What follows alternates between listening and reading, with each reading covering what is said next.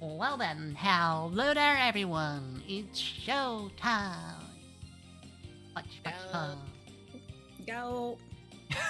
Go! Oh, Everyone is participating in the goes. welcome to another Ace Attorney. Not live stream this time. Because my internet issues, we're recording this. So, no interactions with chat or whatever, unfortunately.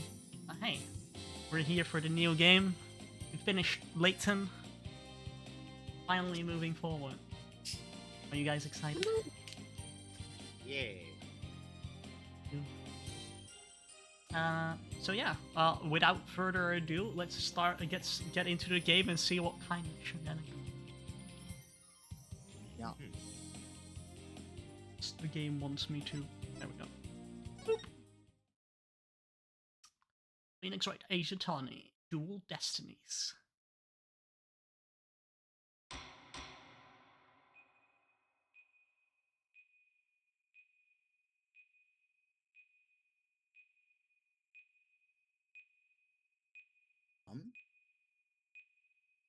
An ass. That ass. The judge! The judge stood up out of his seat! But where's the judge's ass? He doesn't have one. He's a puppet. It's just entertainment puppet. It's just a torso. He doesn't have any legs. Holy Oh my And god. for Wow. this Is that a metaphor? These are dark times, where the law has been reduced to rubble. Get our Sam And it's Regal. up to us to restore it to its former glory.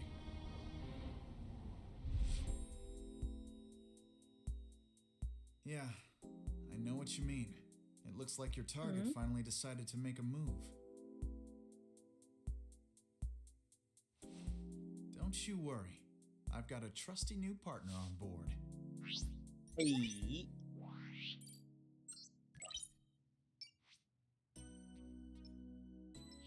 She's an iPad kid.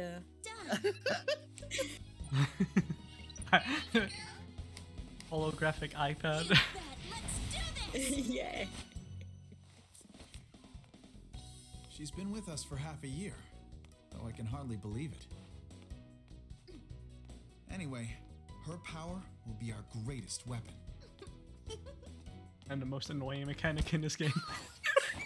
Yeah. Are you alright, miss? I know she's a clutch. He's fine. Yeah, it's for this very reason I returned. Time to bring it to an end. Cool music. But it's not the last game though. Aww.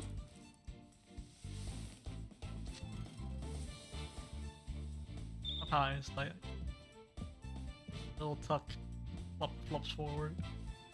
When he fixes his hair. I had to pull out eyes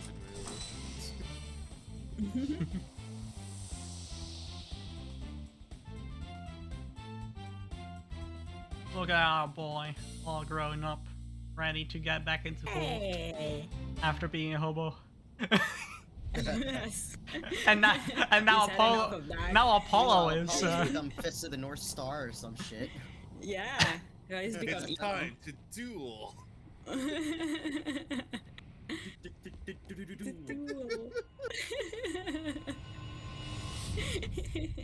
Does that mean that I need to pay Apollo like this now?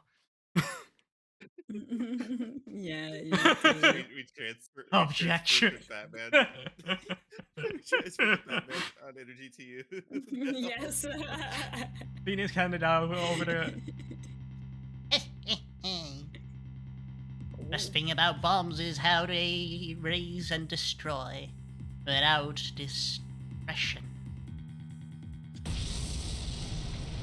Yeah, we.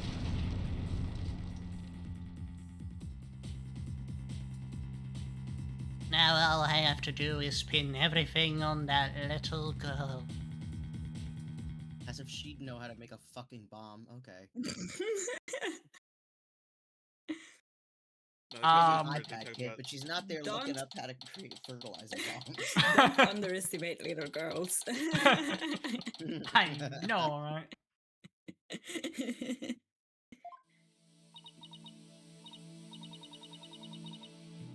Nope, not feeling nervous at all. It's amazing what a girl can get used to. Even a tense atmosphere like this is no biggie. You doing okay, Athena?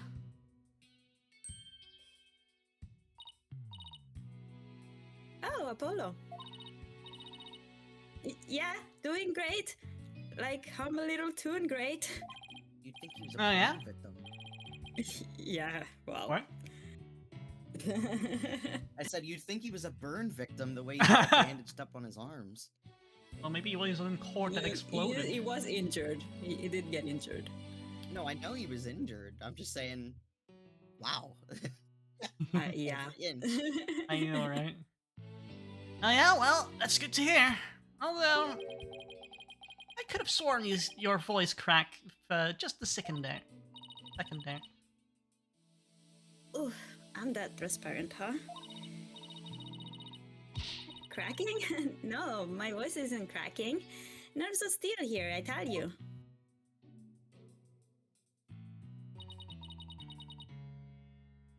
This is Apollo Justice. He's a fellow lawyer at the office I work for. Apollo is the lead for the defense on this case.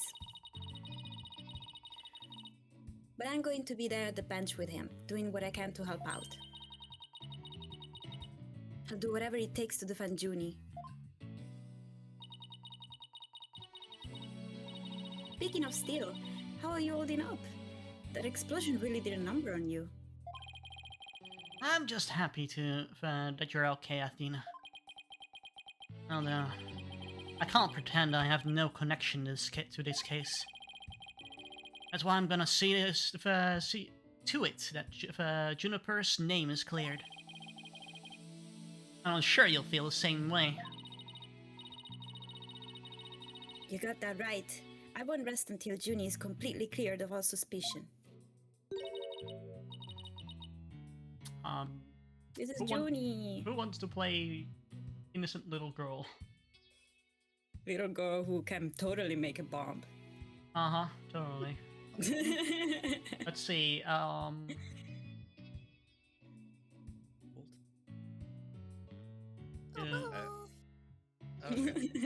Aw. Go ahead, Coots. Go ahead, Coots. Aw. Did it come through or no? Yeah, I love it. Everybody yes. was talking over. I'm sorry. It's fine. Apollo, Dina. Oh, the bomb goes. Thank you for doing this for me. Junie.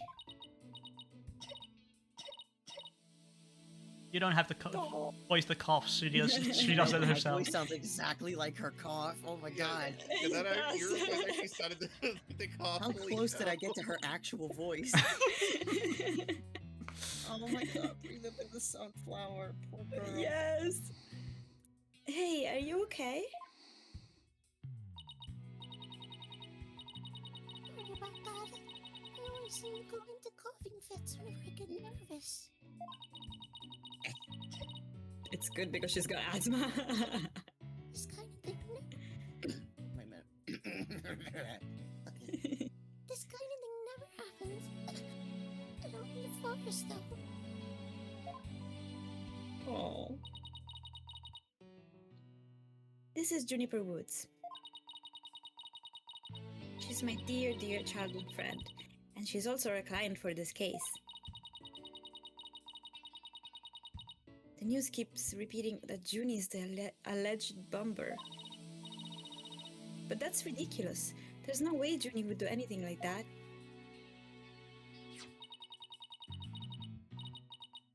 Annoying little snack, Dina.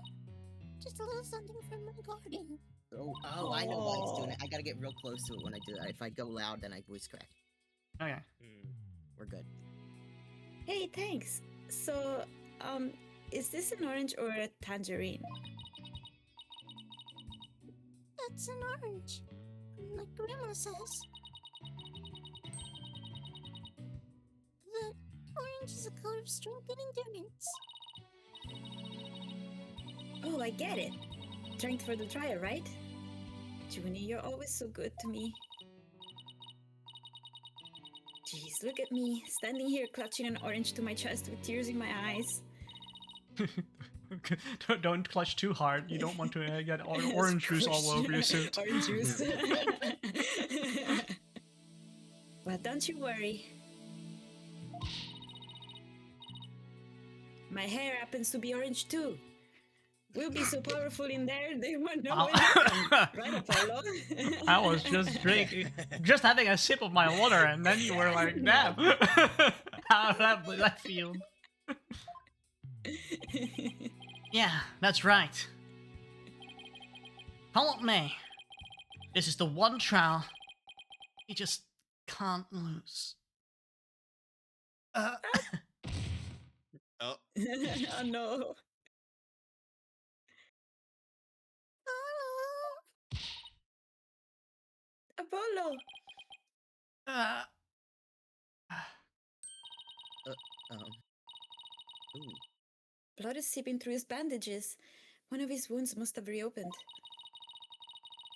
All this time he was trying to put on a brave face, but he was really overdoing it.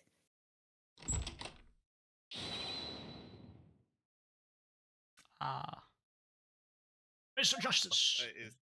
I don't know who it is. Huh? Trial is about to That's the start, thing. sir. Please proceed to the courtroom. What? Now? But Apollo's in no state to defend. I have to defend Juniper. What are we gonna do? The trial is about to start, with or without us. There's only one other option I can think of at a time like this. But even if I called him now, he'd never get here in time. No, wait. There's something else I can do. Apollo, give me all the evidence for the case. Huh? What are you gonna do? Bailiff, Yes, miss. the defense would like to submit the substitution of attorney petition.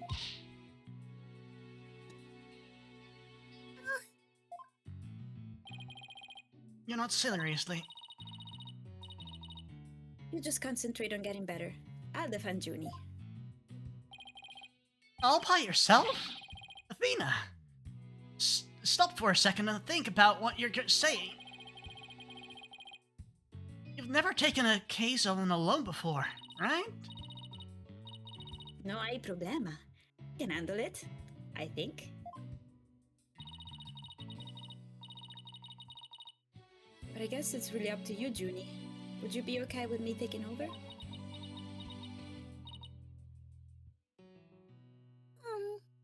Sure. Really? That's enough for me.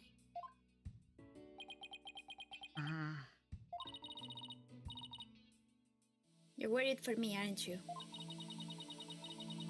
To be honest, I'm pretty nervous too. I think my heart might just burst out of my chest. But you're in no shape to stand at the bench now. So you'll just have to leave it to me. All right. I can see your mind's made up anyway. I hate that I can't be there, but I know you'll give your utmost to defend Juniper. You bet I will. Rest assured of that.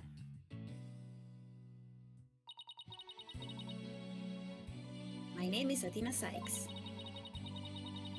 I'm still just a newbie, but I'm a lawyer. This is only the second time I've taken the lead in a defense case. It'll be the first time I stand up there alone, though. But I have to do this. I'm definitely not about to let anything bad happen to Junie.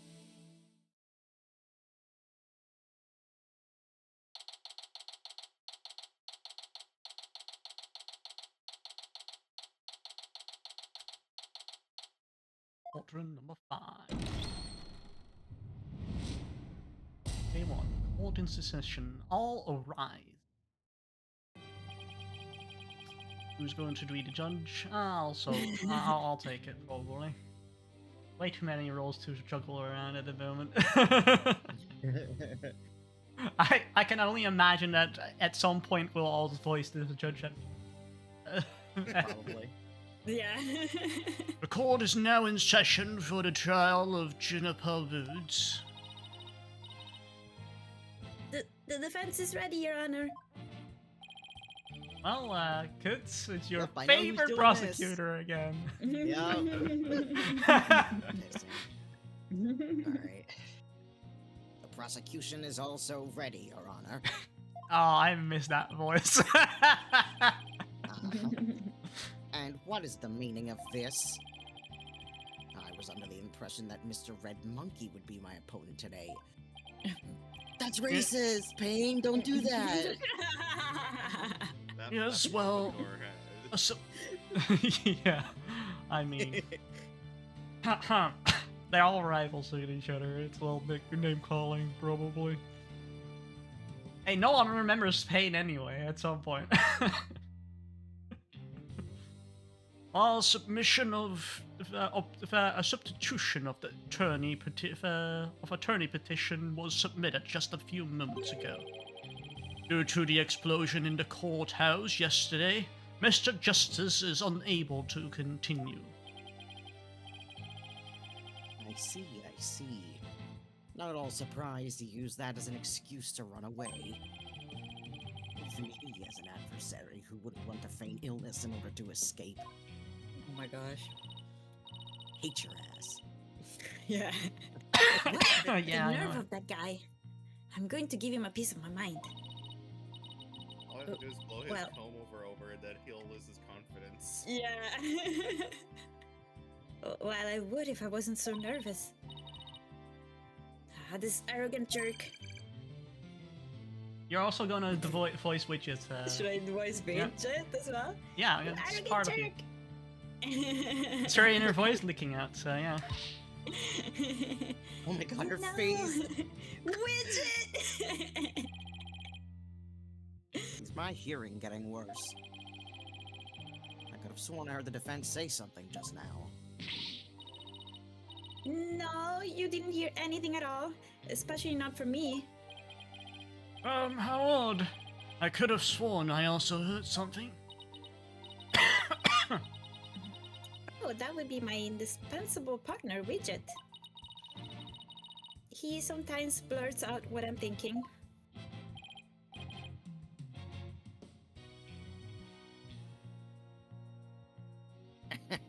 Well then. If that's the case, then it's a clear contradiction to what you just stated. A contradiction?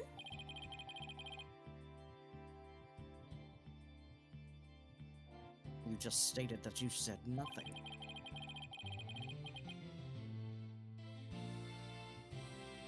However, if that device of yours says what you're thinking, then you indeed said I was... what was it? Elegance at work? Sure.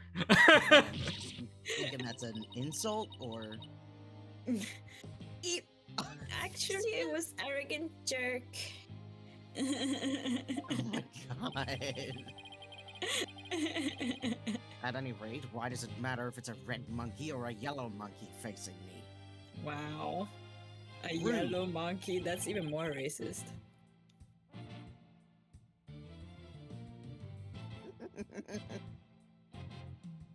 No fresh out of law school rookie can defend this witness. Mr. Payne, I believe that's enough. Let us get back to the case. Of course, Your Honor.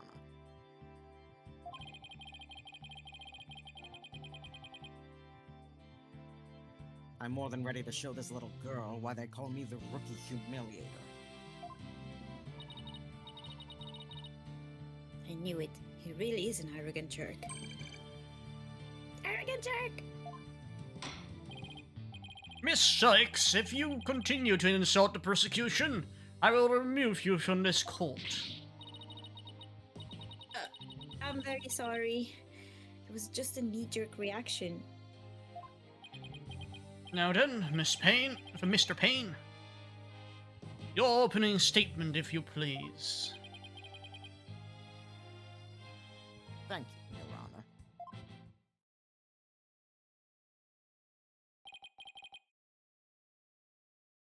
Now then.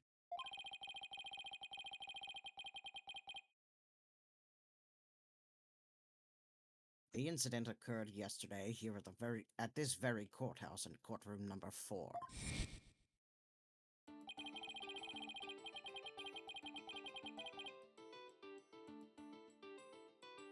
At that time, the trial for a certain bombing was being held in courtroom number 4.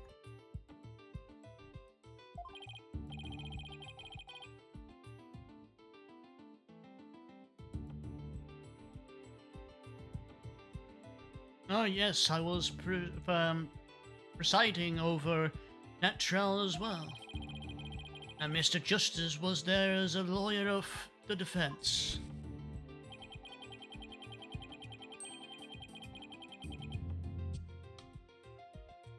Bomb that was being presented as evidence suddenly went off during the trial.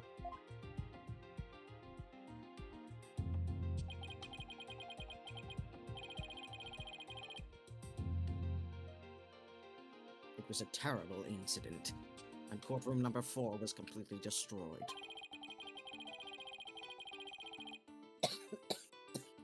Shit. It's like the dust. Where's your sunflower? What do you? Oh my god. A little bit of water if you need to. I've got water, just a moment. Yeah. Yeah, it is a little apt, isn't it? Yeah. Fortunately, we were able to start evacuation procedures before the explosion occurred. 10 seconds. Just a few seconds more, and it would have turned into a horrific loss of human life.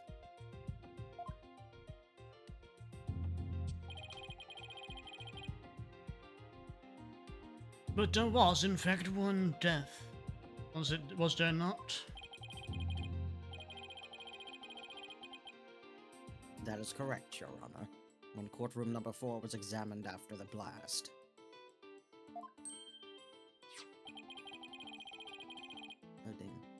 The body of Detective Candace Arm.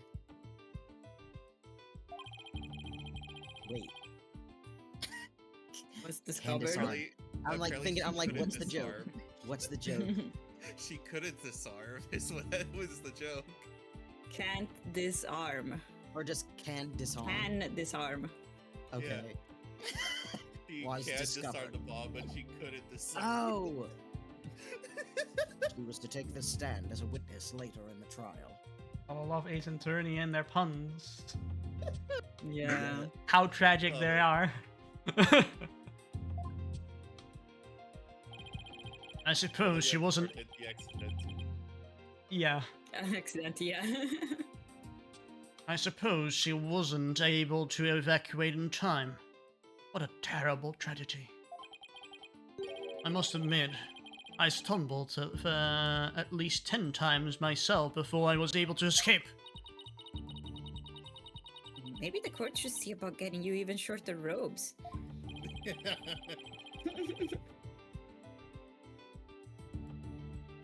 victim's body was found near the entrance to the courtroom.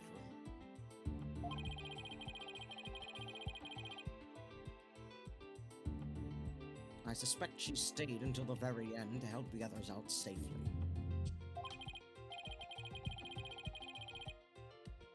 Your Honor, allow me to submit as evidence the victim's autopsy report.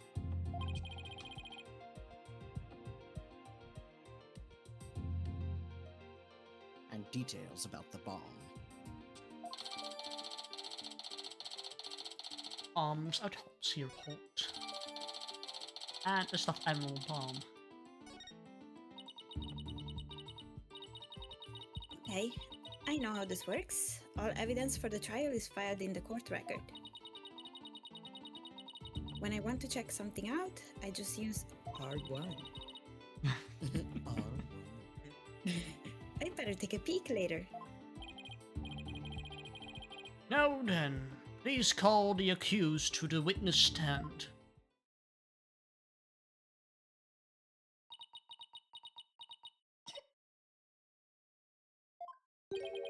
Defendant, are you feeling alright?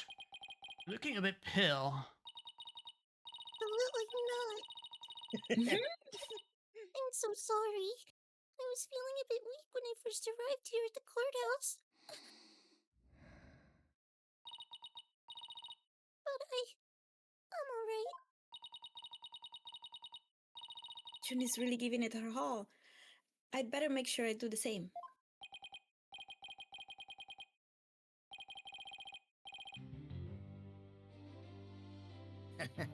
If we could please proceed. Your name and occupation, defendant. Jennifer Woods. A high school student. Miss Woods, can you confirm you were in the courthouse on the day in question? Yes. I came to know the Hall Justice through my friend Dina's. And so, I was there yesterday to watch his trial and lend my support. Aw. Something's wrong. Juni's really scared. Did you know I'm also known as the defendant humiliator? That's not... sucks. That's not something to be brag proud about, of. Payne. It looks like I have yet another chance to show everyone how I earned that moniker. Does his arrogance know no bounds? I have to protect Junie no matter what. Hey, you arrogant prosecutor Payne!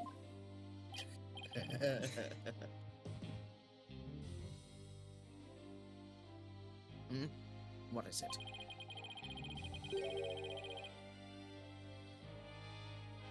Do you want me to demonstrate why I'm known as the rookie humiliator instead? And that comb over is giving him too much confidence.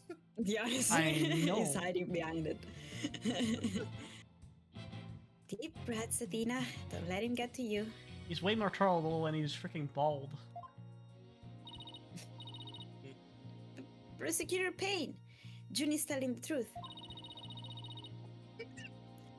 Mr. Justice also backed up her claim when we saw him in the defendant lobby. And Junie, he said that he was glad to get the lotus root you gave him too. He was? My grandma says lotus root is good for your eyes. She says they can now see into the future. Oh, wow. They can? Then that's the perfect present for a lawyer. And if that's true, I guess he must not have eaten them. A sweet and meek girl like this, blowing our courtroom to bits. I must say, it's hard to believe. Now, Your Honor, don't let her seemingly innocent appearance fool you.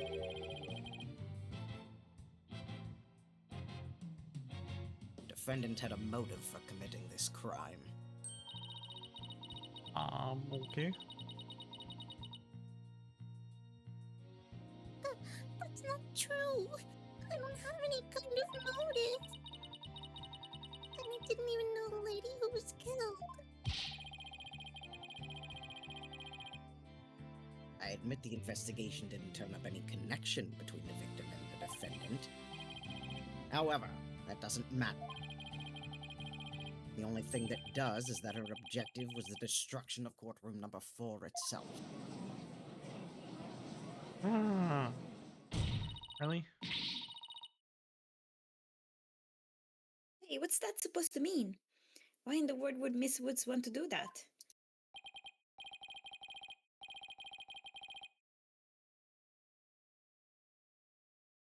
Mm-hmm.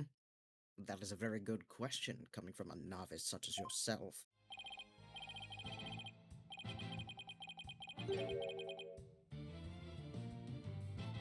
But first, a question for the defendant. Have you ever been brought up on false charges? What? Yes. Yes, I have. My fucking voice. It's back.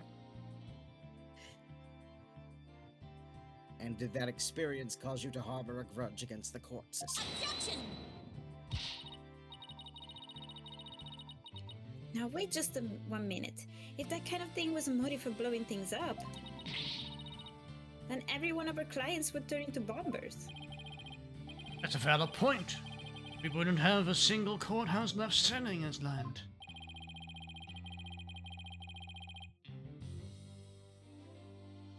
I concede the accused isn't the only one who might bear resentment against the courts. But Miss Woods is the only person who could have committed this crime.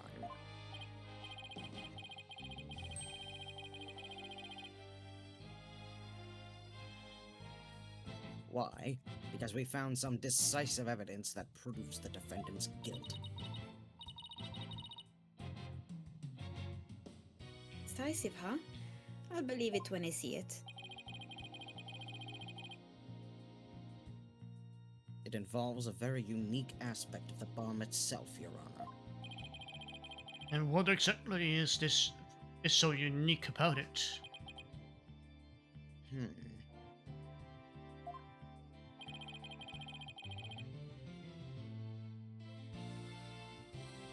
Why don't we have Miss Sykes answer that question?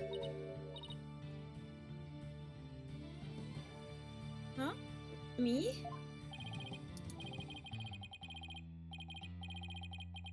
Mm-hmm. I noticed that you appear to be very nervous, and well, gentleman that I am. I'd like to offer you the chance to gain some confidence with such an easy question. Could it be any more condescending? Really? What a thoroughly unpleasant man. Alice for loser!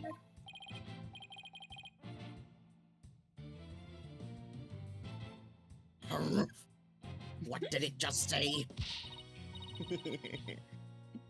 Nothing? Not a single thing. Now let's see. What was I supposed to do at a time like this? Oh, I know. The court record. The information I need is somewhere in the court record. Alright, Miss Sykes, let me hear your answer. What was unique about the bomb that blew up in the courtroom? Was it because it was... I guess we gotta check the court record. you're an attorney here, you're connected. Stuffed animal. Guilty. It's your turn. It's your turn. You're the attorney now. Yay.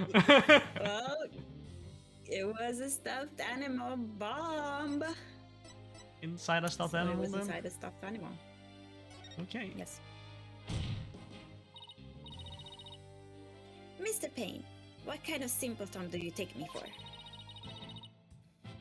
It was stuffed inside a stuffed animal. Its evil intentions covered up by a cute exterior.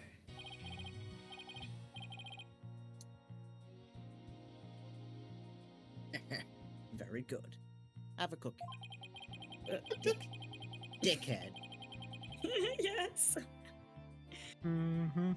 The bomb that went off in the courtroom was indeed hidden inside a stuffed animal. Wait, is he saying it's her fault because it's a stuffed animal? Wow. Because it's cute. There, how do you like that? Not bad, huh? Yeah, fine. Just like I said from the start, I can do this. Yes, and as I recall, the bomb was inside a stuffed animal the whole time. I never even got to take a look at it. What coincidence does this impish elephant have with the defendant?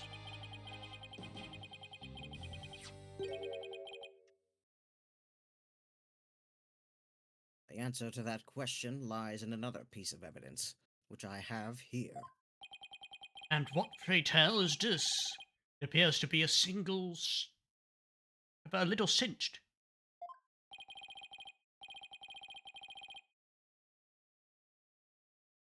It's a tail, Your Honor.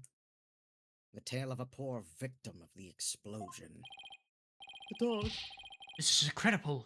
Are you saying it's Detective Arm still?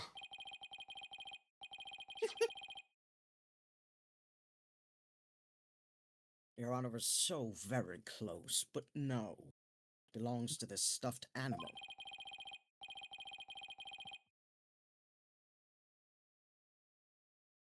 It's called the Phony Fanty. A rather unpleasant name, if you ask me. He's the mascot for our campaign to eliminate false evidence and false charges, is he not?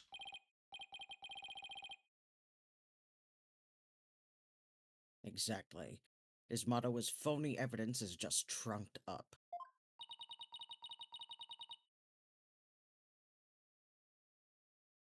That's so wrong on so many levels.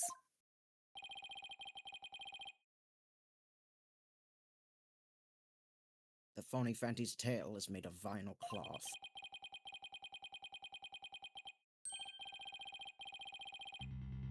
And we found something very interesting on its surface. The defendant's fingerprints. What?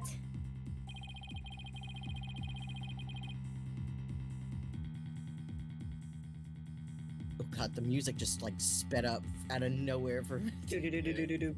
The I Phony don't Fanty so. provided the prosecution with all the evidence we needed. It clearly proves that the accused handled the bomb.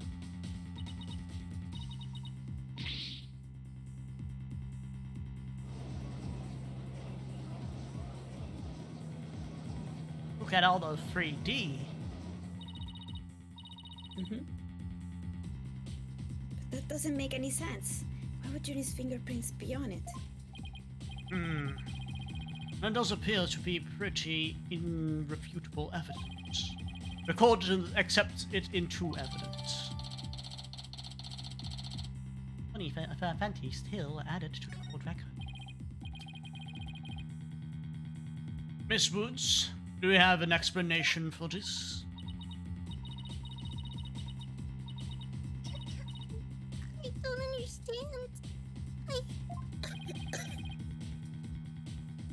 How about you, Miss Sykes? Do you have any plausible explanation to refute the decisive piece of evidence? Eh? Well, I can't do it. I can't think of a single thing. But I better come up with something for Junie's sake. If you can't produce an answer, we could always go straight to the ruling if you prefer. No, I have to say something fast. Oh no, I can't get my voice to work. Why not? Why now of all times?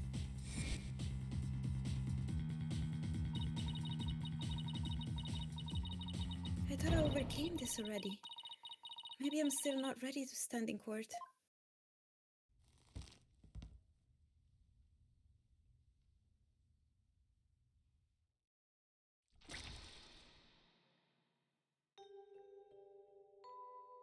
Whoa! Huh? Wait, when did we hit? When they cry? When we went into the, Oh my gosh, that's Rena's scene as well. Oh god.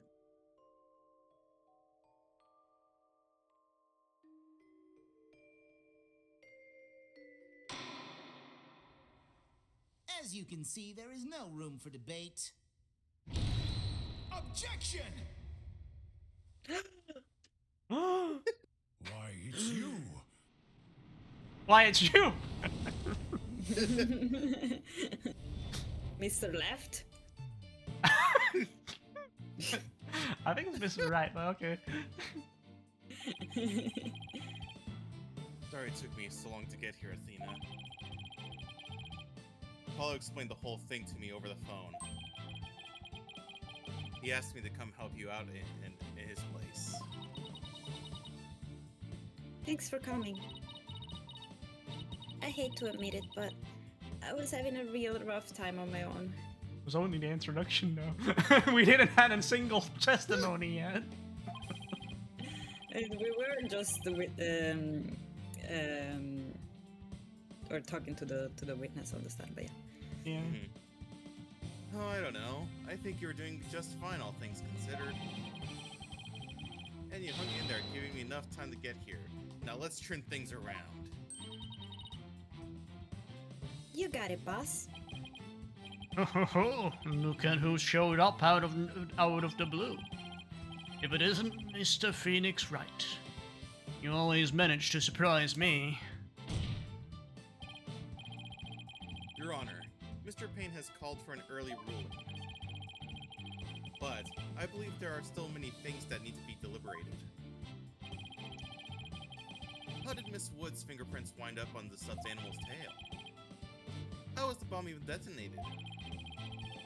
Until these questions are answered, I assert it's impossible for a fair ruling to be made.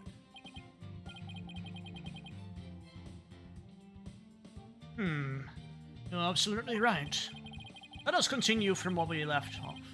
I assume you have no objections, Mr. Payne?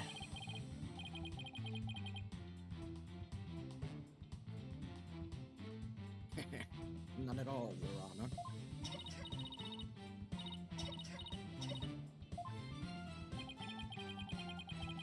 Miss Woods really looks like she's having a hard time. June is really struggling, Mr. Wright. I get the sense she's afraid of the courtroom itself.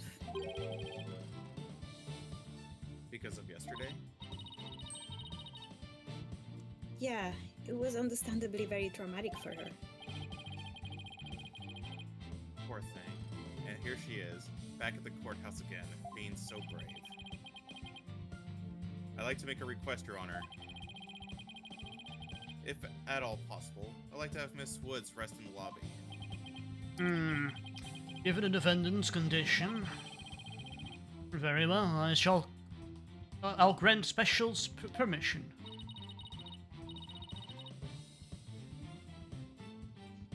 You go get some rest, Junie, and leave the rest to us.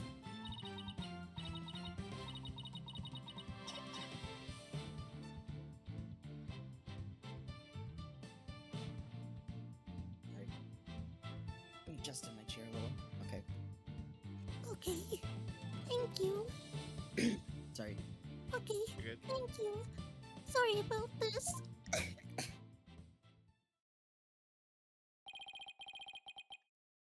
Phoenix Wright. I've been looking forward to meeting you. It's been a while, Mr. Payne.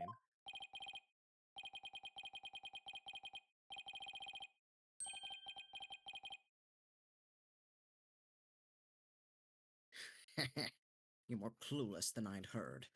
I do believe you mean, how do you do? Shut up.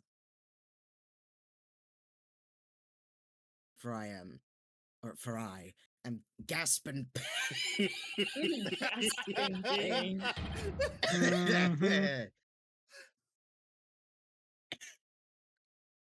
Oh my fucking god. I am the younger brother of your long-standing rival, Winston Payne. Uh-huh. Winced and gasped in pain. What? Long-standing rival? When were we even when were we ever rivals? Let alone long-standing. You'll see, Mr. Wright. I will cleanse Winston of the disgrace he met with at your hands. Looks like this royal pain is going to be as thoroughly unpleasant as the other.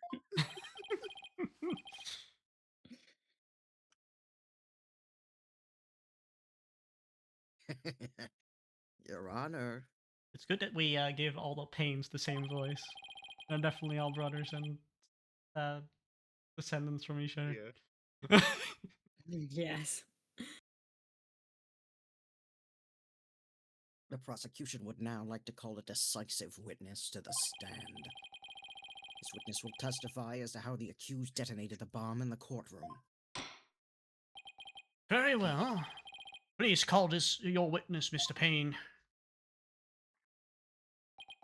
Yeah, here I go. I have now two voices. Mhm.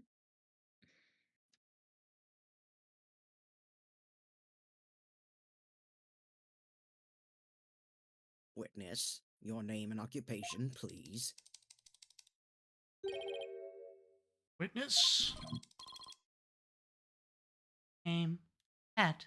Oh. Donate. At Tony. Detonate. Tonate. Detonate. At Donate. Occupation. Bomb disposal specialist. Oh my, what a strange robotic voice you have. Speech synthesis via typing. It is the same as me talking. Sounds exactly like a robot. I was at one point considering getting a text to speech, like those text to speech like VTubers are doing, but I found out that it was fairly complicated to get into. So, I can imagine. so I was like, never mind. I'll just try to mimic GLaDOS's voice or something. Can't you speak in a normal manner? I can. He can? But I do not like to speak. Speaking is inefficient. Energy expender. Speaking, typing, understand. Speaking over typing, understand. What an odd witness.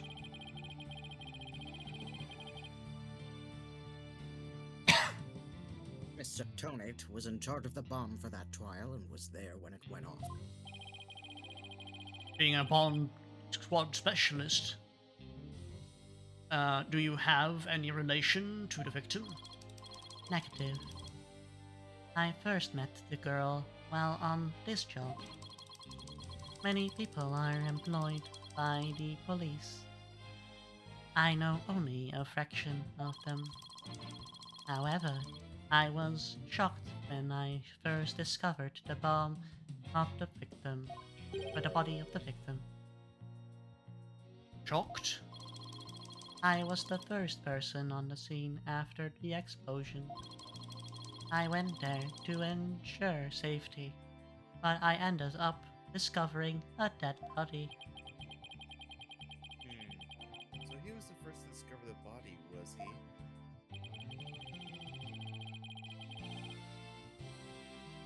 He is here to testify about the circumstances surrounding the moment of the explosion. Very well. The court will hear Mr. Tonate's testimony. But at the very least, show this court some respect and remove the face guard witness.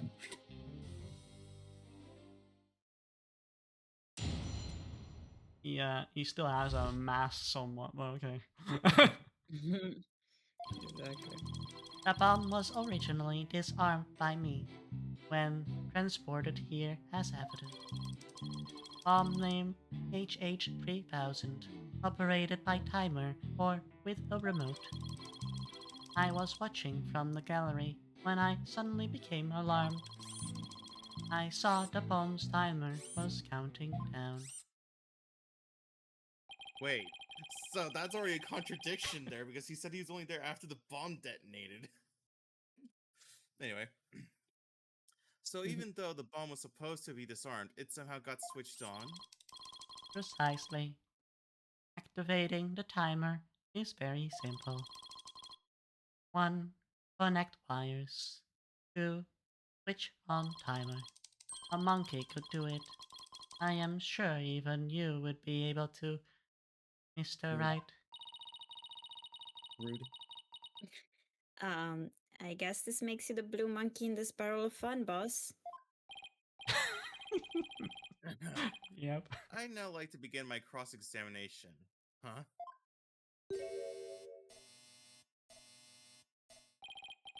Mr. Tonate, what is that? HH3000. aka a bomb. Thanks. Oh, it looks like a GameCube. Up a bomb. Mr. Turnant, I demand you to disarm it in this instant. Disassembly complete. Oh, whoa. 5.3 seconds. 0.2 seconds short of my personal best. Are you trying to give me a heart attack? I'm not exactly a spring chicken, you know. This is an exact replica of the HH3000. Jesus. It is used to practice disarming bombs. Disarm equals success. Explosion equals failure.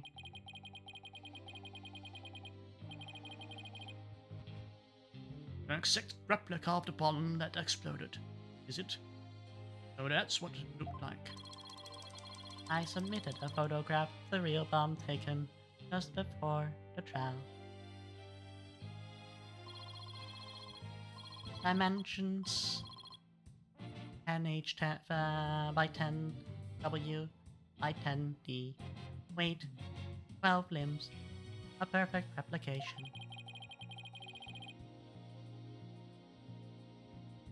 Your bomb does appear to be a very good copy indeed. Yes, however, I could not replicate the detonation mechanism. It has a very puzzling wiring setup. It is regrettable I could not replicate it. Witness, that's enough. There's no need to replicate anything there. Here. But did you say it was simple enough for or even a monkey to assemble? What's with that contradiction? I think it's just the wire step and turning on step that is simple. Not the entire bomb making, possibly? I don't know. And now, if the defense would begin their cross-examination. Where's Miss Sykes gone to? Athena, you can come out now. Okay, Mr. Wright, let's get to work. I guess you were pretty scared, huh? What? I don't know what you're talking about. She was about to bolt. Hey, put a sock in it, widget. As transparent as ever. Now let's see, where were we? We were at the cross-examination. Oh, cross-examination, of course. She seems disoriented. I wonder if she's alright. Maybe I should ask Athena if she remembers how the cross-examination. Nah, she'll be fine. I think we remember the We didn't need a new tutorial. No, no need for that right now. She'll be fine. I'll do everything I can to help.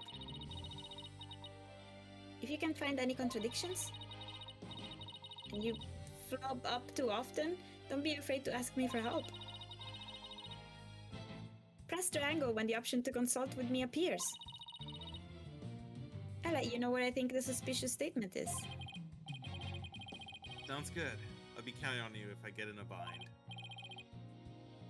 Alright, it's cross-examination time. There's a hint function, woohoo! We won't need any, like, hints with no tech ace attorney here. So, no tech, now you're the face attorney. Yeah. Alright. Let's see. I want to see like all the statements real quick. So that's the first one. Alright, second one. Okay, third one. Alright, fourth one.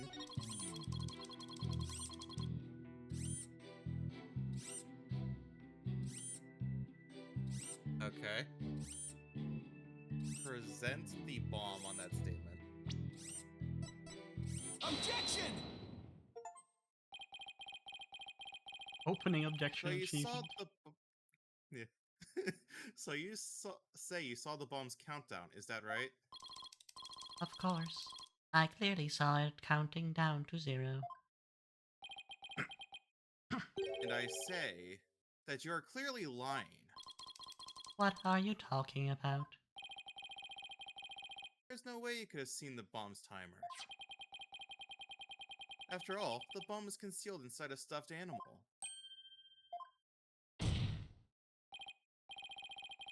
Mr. Tonate, how can you claim to know the bomb is about to go off when you couldn't even see the timer? But that was you. Keyboard smashed. Keyboard smash. Yep, he's word smash. What? I can't replicate that. No.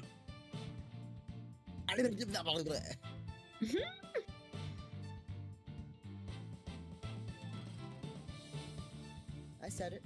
Oh, okay, I didn't hear that. I didn't That's pick up. good. It was before the blah blah blah. Ah, yeah, okay. It does seems like a glaring inconsistency indeed. Witness, how do you explain this? Well, I...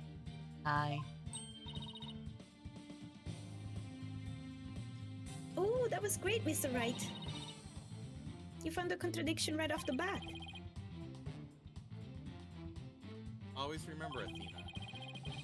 When you find an inconsistency in a witness's testimony, there's always a reason behind it.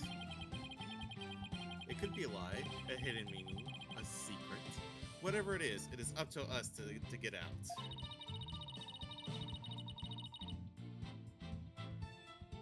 And pointing out every contradiction we find is the best way to do it, right, Buzz?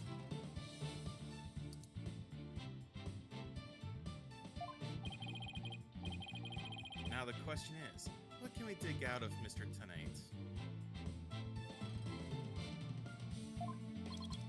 Well, let me see. No. There must be some mistake. Ah, yes. Yes, of course. I remember now. The sound. I knew because of the sound. Sound? What sound? When the timer of this type of bomb is switched on, it beeps not softly. Beep, beep, beep. It is the sound of a bomb counting down. Beeping noise, you say? I suppose it would be possible to notice that, even with the bomb inside a soft animal. I simply made a mistake. My bad. Objection! How in the world did you hear such a tiny little sound all the way from the gallery? Listening for the sound of bombs, of a bomb's timer, is an integral part of my work. I constantly undergo training so that I will never miss it. I hardly think training would help you hear something so soft from so far away. What now? Are you making light of a fine science of disarming bombs? It is a solemn mission that I put my life on the line to perform. What kind of specialist would I be if I could not hear a bomb's timer? It is not like disassembling a toaster, you know? Now he's just showing off. Well, let me get this straight. You're able to disarm a bomb in 1.5 seconds, but you didn't have enough time to disarm the bomb that you heard counting down? You keep asserting that the sound was too tiny to hear, but the only tiny thing here is my dick. Is your skill as a lawyer. Uh-huh. Being mistrustful is not an attractive quality, you know. And you're just overflowing with attractive qualities, are you?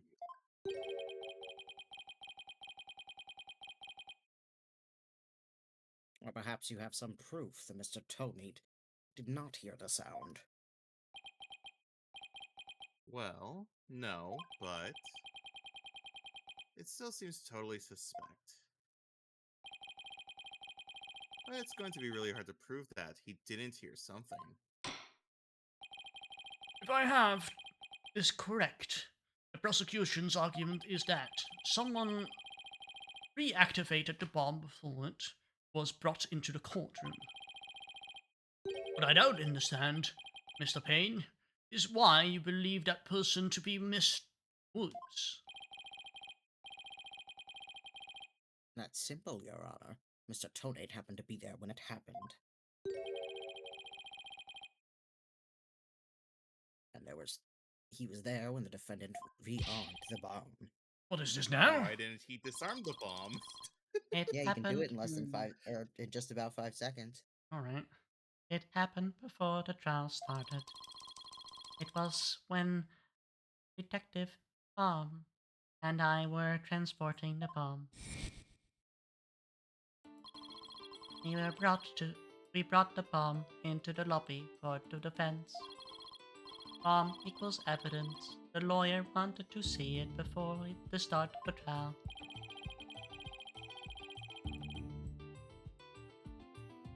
Looking for a chance to get at the bomb, Miss Woods was already there in that lobby.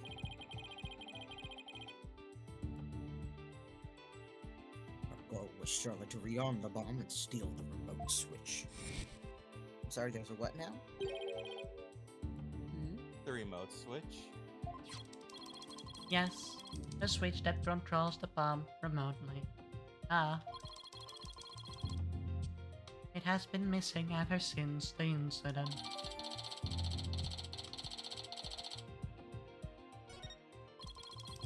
I am partially to blame. I left the bomb and remote on the top of the transport case, and they were rearmed and stolen while I was talking with the lawyer.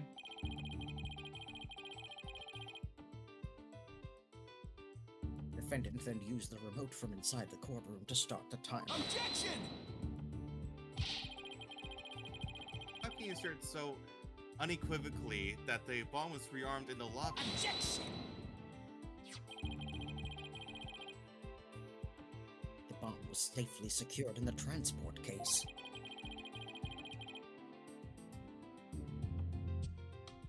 The only time it was outside the case was in that lobby. Therefore, that was the one and only opportunity anyone had to meddle with it. Are there no cameras in the lobby? Wondering the same thing, but Yeah. Someone other than Mr. Tonate could have opened the case and taken the bomb out. impossible. The transport case is assigned exclusively to me. Do you see this number there? That is my identification number. And I have the only key that can open the case. Now, realistically, in cases like these, like, in real life, the first responders are some of the people that are, like, interrogated as suspects first. Yeah. Because there's people out there that will create destruction in order to appear like a hero for it. Oh yeah. Like a savior complex. Yeah. So, he Like- would have been like the our- absolute first suspect that people would have asked, not Like- her. Yeah. Like firefighters who like arson so that they can save. Start Yeah. fires Yeah. in order to save people. You're like, first when he deals with bombs. Second, apparently he heard the bomb ticking down, and we saw in the court that he's able to take one down in just a few seconds. He's the and only super one with fast all speed. of the components available to him. Yeah, he even said it himself that he's the one that can open it. Anyways, nevertheless, Mr. Payne's assertion is nothing more than conjecture.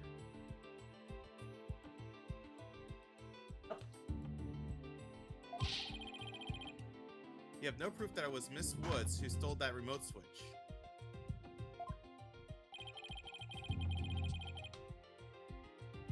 And by the same token, you have no proof that it wasn't her.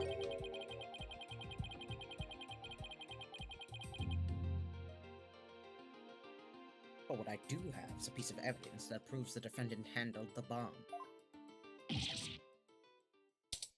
At the tail.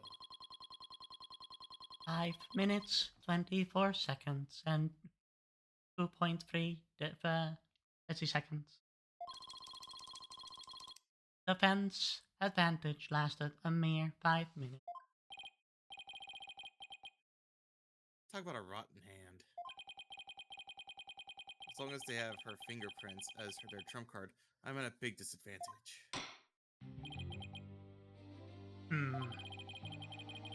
It appears we'll have to hear from the defendant herself once more.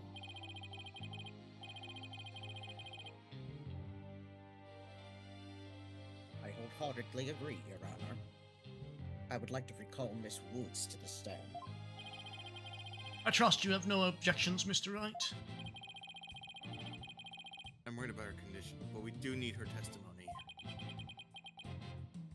On the other hand, I'm not sure I want to make Athena mad. I can read your feelings, you know, boss. Yes, there's no hiding from her, huh? Don't worry. I know we need her testimony. But if anybody picks on her again, they'll pay. Yeah, she's already at anger level 1. How many levels does she have? Don't worry, I'll stop the proceedings before I let anything bad happen to her. The defense has no objections, Your Honor. In that case, I will take my leave. But before I do, there's just one thing, Mr. Wright, is it? Me? Yes. Dismantling bombs is my job. Dismantling the case is yours. Do you think you can handle it? I look forward to seeing you try. This guy's hiding something. I just know it. Now, if you'll excuse me. Bailiff, please go to the lobby and bring back the defendant.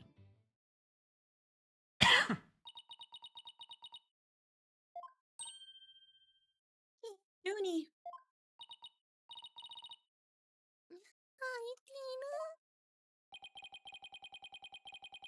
He looks even worse off than before. Don't worry, Junie. We're here for you. Thanks, Tina. Did my best too. You blew up the courtroom because you bear resentment against the courts, correct? No, of course not. What's that you say? I can barely hear you. Wouldn't you like to know, Weather Boy? I haven't done anything wrong. This prosecutor's scared. Objection! What an impudent little girl. Stop acting innocent and tell the truth. This is getting ugly. You rearmed the bomb because you wanted to blow up the courthouse. Admit it. This is badgering a witness. Yeah. Or badgering the defense. That's why you went to the lobby where Mr. Justice was. Isn't that right? How's he not getting hit by the judge of trying to force a girl to admit guilty? Yeah. Like, Mr. that's Wright, can I go give the prosecutor a smack? What? Of course not. Do we have to review Courtroom Manners 101 again? We can't let a creep that bullies innocent girls like this off so easily. I haven't forgotten about how he treated you. Don't worry about me, just help Junie. Her heart's crying out. She's so scared, so very scared. Looks like Athena's picking something up with her heightened sense of hearing. And it sounds like this time, it's the voice of Miss Wood's heart.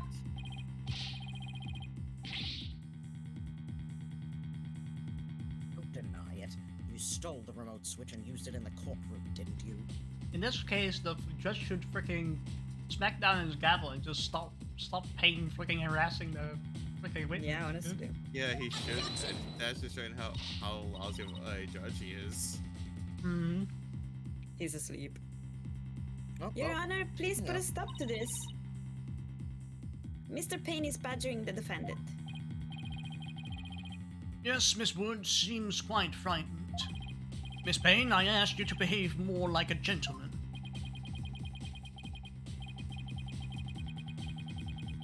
But don't you know, Your Honor, there is no more gentle man in this world than I.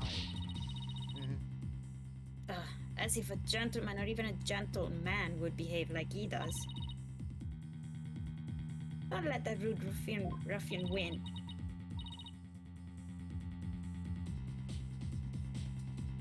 Nina!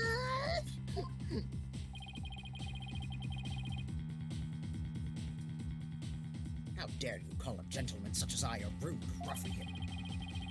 I'll have you know I attend a manners class every Saturday. Oh my Then you're god. failing. Yeah. Gentleman. I'm a genteel man. Oh no. Okay. Not when you're terrorizing a young lady, you're not. I'd demand my money back from that manners class if I were you. I like the back and forth. Like. I should probably be the adult here and stop the two of them, but... Miss Payne, that will be enough. Mr. Payne. Ugh. Why do I keep saying Miss Payne? Sheesh. My pronoun gain is not great at the moment. Certainly, Your Honor. No further questions. Let's move on to the defendant's testimony. Miss Woods, please share with the court what you were doing when the bomb went off.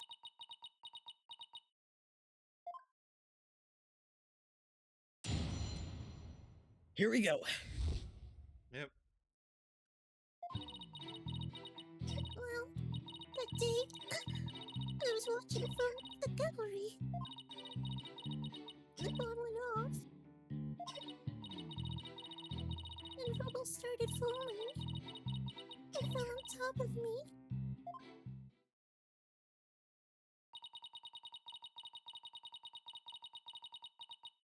June is clearly in pain, being forced to recall the bombing like this. She can't even get her words out. This isn't going to work. So what now? Hey, wait a minute. Even if she can't vocalize what she wants to say, we can listen to what's inside her heart. Yes, now is the perfect time to use Athena's power. You can hear it, can't you, Athena? The cries of Miss Wood's heart. Yes, and they sound incredibly strained. She's so scared. I think she could collapse at any second. Athena has a unique ability, you see. With her finely tuned sense of hearing, she can hear the words of a witness's heart. In essence, she can sense how a person is really feeling from the tone of their voice. Guess it's all up to Athena and her special ability now. Athena, I want you to use the analytical psychology you studied. And listen to the testimony of Mrs. Wood's heart. Okay, boss. I'll give it a go. After all, this is the whole reason I put all that effort into studying analytical psychology. Auf geht's. Let's do this.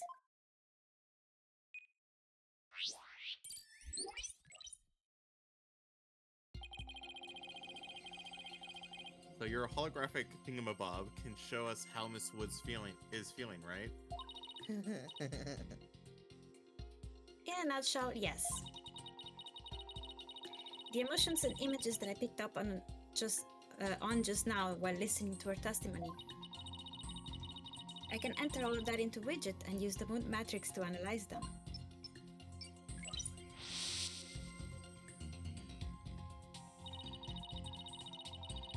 These mood markers here reflect fluctuations in Junie's emotions. When she feels happy or is enjoying the memory, the happy marker will light up. When she feels angry or frustrated, the angry marker will react. When she feels sadness or is frightened by a memory, the sad marker will blink. And when she feels surprised or confused, the surprise marker will let us know. So with your special ability and Widget's Mood Matrix program, we can track how Miss Woods is feeling as she testifies. Talk about the wonders of technology. Yep, now let's give it a shot.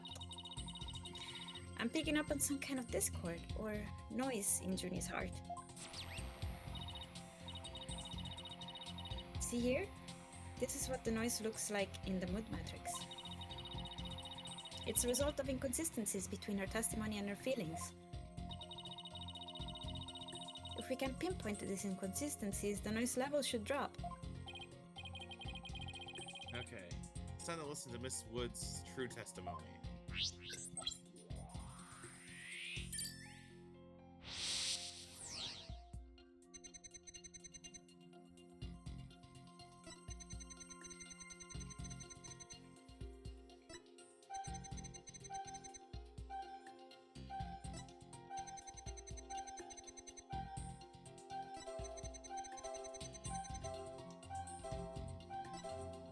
B? Nani? Nani? I think I have a good grasp on Junie's emotional state now. This power of Athena's is incredible. And I'm seeing an unexpected emotion that's inconsistent with the content of her testimony. What? Already? Nope. Yeah, the happy emotionless rocks are flying on her. Look at this! When she says it fell on top of me, the happy marker is reacting.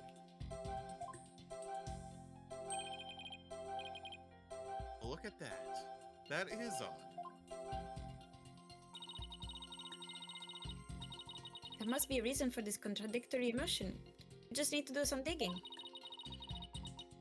When you find an unexpected emotion, you first need to pinpoint it. And then select the unexpected emotional reaction from the 4 mood markers with X.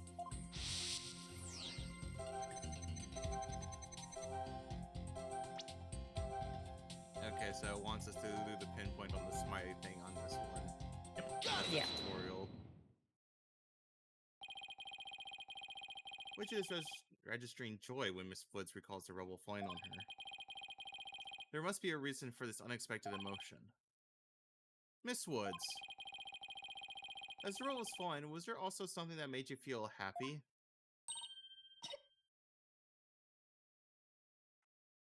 Sorry. What?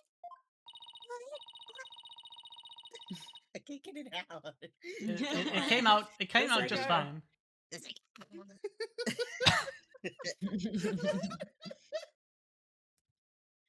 Mr. Wright, the feeling of happiness is spreading throughout Junie's heart.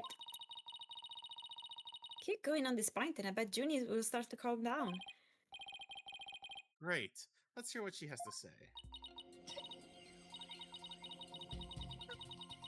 Just as I was about to escape the courtroom, the bomb went off. I was so startled, I tripped. And then rubble started falling on top of me. I really thought I was done for. Oh. Just then, Aw. Apollo came and rescued me. Oh, she's in love with Baby. Apollo. She's so fucking cute. Yes. Apollo? He used his own body to shield me from rubble. That's when he sustained those injuries. How do you feel, Junie? Did talking about Apollo give you some courage? Yes, Apollo is just like the sun, strong and bright and warm. Oh. Just talking about him makes me feel like a leaf undergoing photosynthesis. Oh, that's so cute. And see, your coughing stopped all of a sudden. Oh, you're right. Thank you, Tina.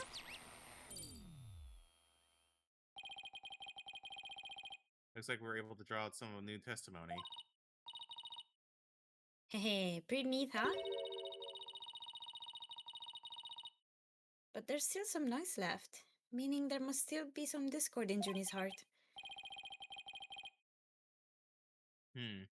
I guess we'll have to keep going then. Let me input this new information and update the mood matrix, and we'll be good to go. You remember what to do, right? Find an unexpected emotion. I should first pinpoint it. That's right. And then you select it from the mood markers with X. If we can find the reason for the discord in our heart, then we should be able to draw even more new testimony out.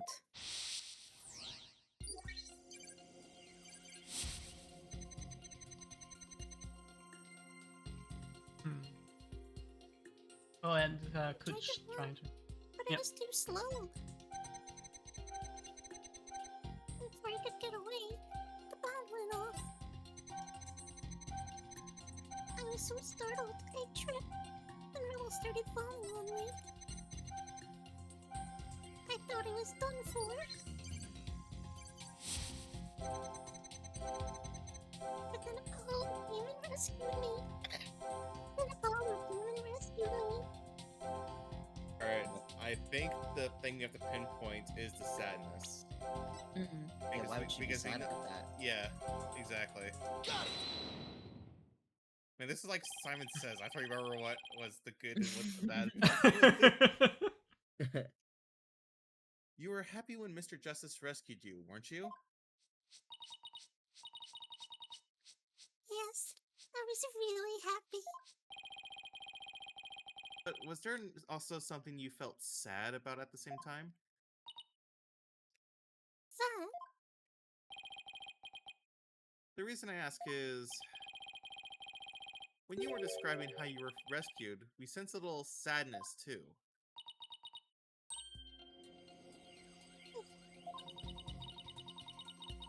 I think it's probably because of Bumrap Riley. What? Bumrap Riney? Well, what do you know? Something new. That's right, I brought my stuffed animal, Bumrap Riley, to watch the trial with me. Bumrap Riley and Phony Fancy are brothers. Who knew that the legal world could inspire a whole line of merchandise? We already know that They from have Yeah. Layton that they have Yeah. merchandise for the Blue Banger Yeah. The Blue Badger, yes. Badger. I Yeah. had Bumrap Riley with me while I was watching the trial. But it wasn't until Apollo saved me that I realized I'd lost him as I was running away.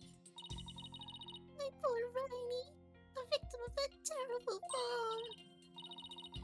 Oh, I know. You can see what he looks like in this poster. More bum rap. It's for the campaign to eradicate fake evidence and false charges.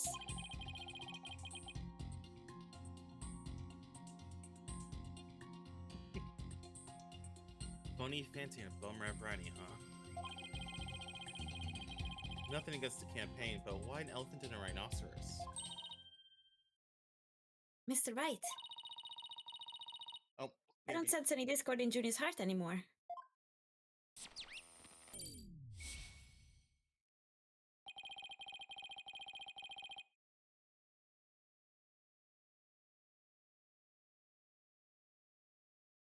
Yeah. I think you did say BRB. Oh, okay.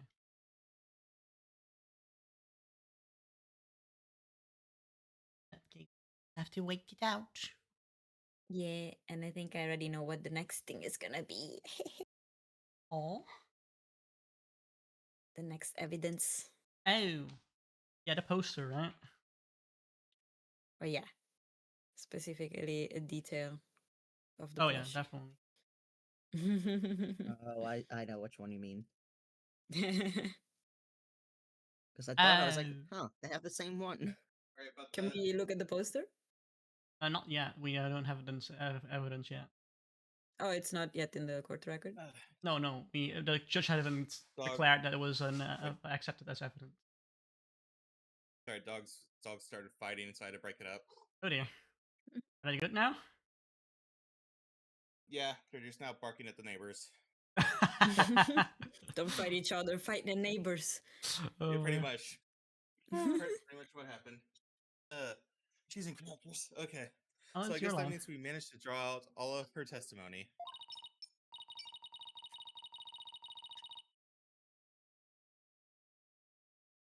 That's right. I'll just make an update with the new info and we'll have the whole picture.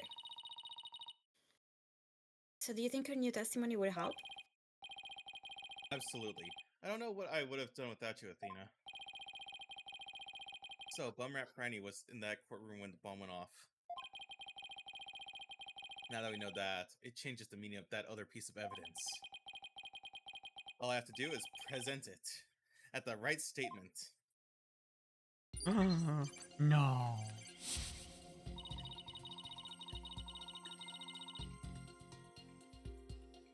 Should I reread Present this, the or- tale.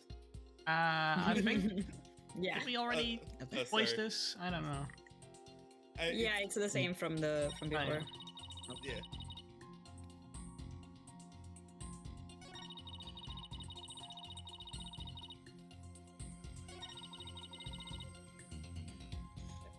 And then So, go to the first statement. First statement, right? And present the tale. Yeah. Objection! Miss Woods, I know that this trial has been very hard for you. But you can relax now. You are without a doubt innocent. Mr. Wright? That's a wild assertion. Are you making what wild assertion are you making now? My wild assertion is simply this. The two stuffed animals were mixed up. The tail the defendant's fingerprints were found on wasn't that a phony fancy. It was the tail of her gallery companion Bumrap Riney. Objection! What nonsense is that? I can see they're both stuffed animals, yes, but they're completely different characters. An elephant and a rhino, they're as distinct as a defense lawyer and a prosecutor. Are they really so different? Both defense lawyers and prosecutors strive to protect the peace through law. Even elephants and rhinos have some similar characteristics. They're both gray, for example. Anyway, this poster is all I need to prove my assertion to be true. If I may direct the court's attention here, you'll clearly see how the two got mixed up. The tail. Take that! Well, would you look at that? Two tails are exactly the same. Yes, exactly. The two stuffed animals are based on entirely different animals. But the design of their tails is exactly the same. It was a cover. Order in the court. As long as the possibility exists that the trial belongs to, the tail belongs to Riney, can no longer consider it to be decisive proof that the defendant handled the bomb. As things stand, I consider charges against accused unsubstained. Wouldn't you agree, Mr. Payne? Oh, yes, of course, Your Honor.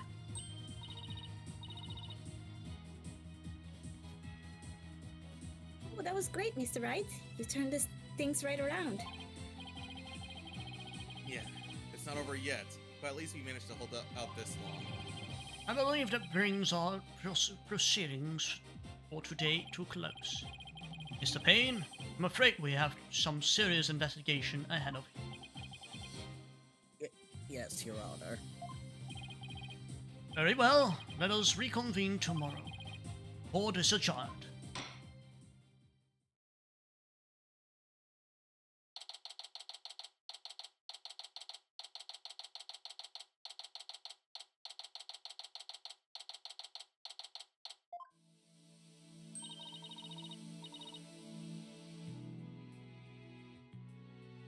That was so exciting, boss. We did it.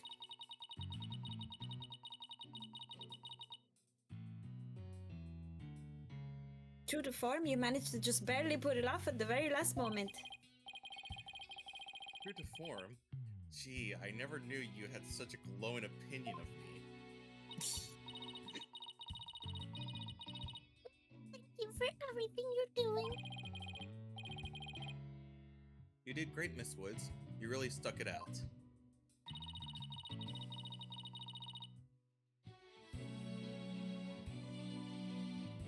You got really brave at the end. Just what we needed you most, Junie. Thanks to you, we were able to turn things around. Well, you were the one who gave me that courage, Tina.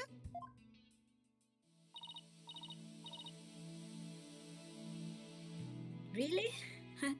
Thanks. So, be honest, was I any help at all? Of course. Without you, we would have never gotten out of that tight spot. That's good to hear. I may still have a lot to learn, but you can bet I'm going to give it my all. I'll be so good that one day you'll call me your partner. That's what I like to hear.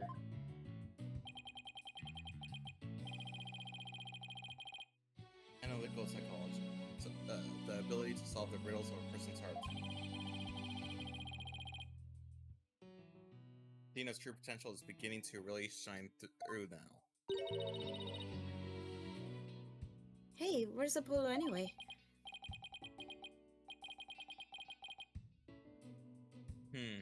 Good question. I almost forgot about him. I assumed he'd still be here in the lobby.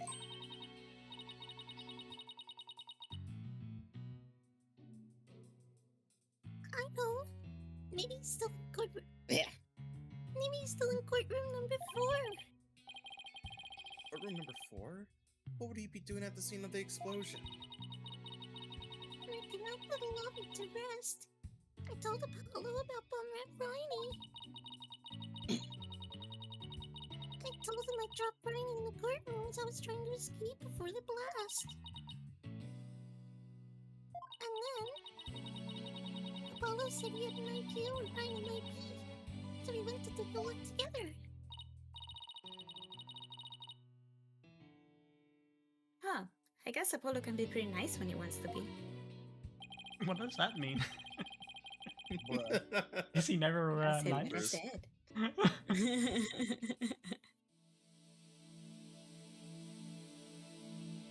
So you went looking for Riney together before you were called back to courtroom number 5? Yes, I got some time to rest, so I was able to go back and look for it.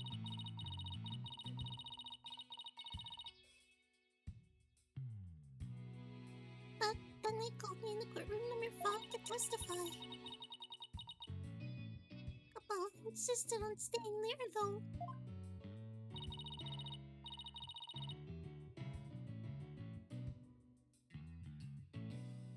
With all those injuries, I wonder how he's managing.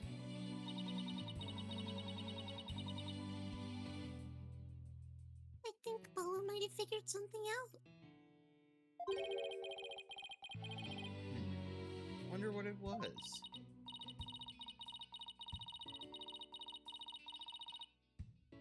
He told me. He told me. I'm going to look for evidence to clear your name, Juniper. Just maybe he found some new piece of evidence.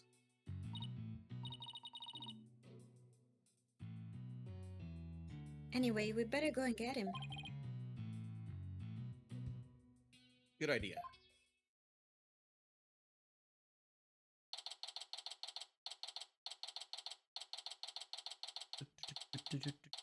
Just slow scrolling title called. Where are you, Apollo? Trial's over for today. Come on, I know you're... No. He's dead. No! Again.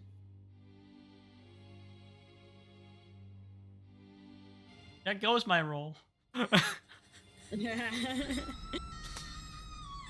Nah, he's a main character. He's still alive. He has plot armor. They wouldn't call He's this. ready to They survive wouldn't. an explosion. They wouldn't call this the Apollo Justice trilogy if Apollo would die in the second game, right? Exactly. Right? He's a ghost for the rest of it. Like Mia. It's time for Tracy Wright to take the stand. Come back, Apollo. Oh my. She'll do a magic trick where she resurrects him. Mr. Hattie ends up looking like him. Miska, Mickey Mouse. Oh, wow. It's the Mickey Mouse Clubhouse. Come inside, it's fun inside. Are we ready to continue or shall we end? Yes. Okay, let's continue then. Next. Number 18.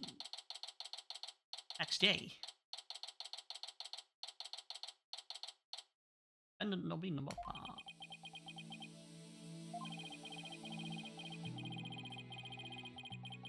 This isn't exactly how I envisioned the second day of this trial to start. But, given how things ended yesterday... Good morning.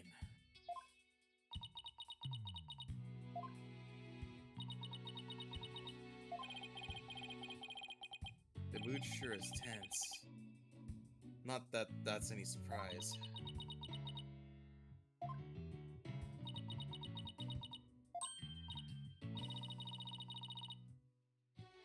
Oh, hey, did you read the paper this morning, boss? Huh? The paper? That came out of left field.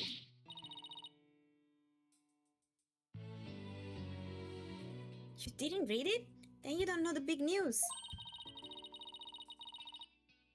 Somebody spotted an abominable snowman way up in the mountains. Tell me you know the difference between a paper and a tabloid, Athena. It might show up in the forest where you live, Junie. So you better watch out, okay? Thought we were trying not to scare her. I thought we didn't want her to get into a coughing fit again. Mm-hmm. You really should read the story for yourself. I couldn't even begin to do it justice. Up there, you did it. There you go. Justice? Neuron activated. Huh? Poor Apollo. And it's all my fault. Tina. But Junie, what was I thinking? I'm so sorry. What we found yesterday was not Apollo's dead body. Thank goodness. Oh, thank He'd been goodness. assaulted by someone with a blow to his head and was lying unconscious. We rushed him to the hospital right away, and it looks like he's going to pull through. But it was still quite a shock to stumble onto a scene like that.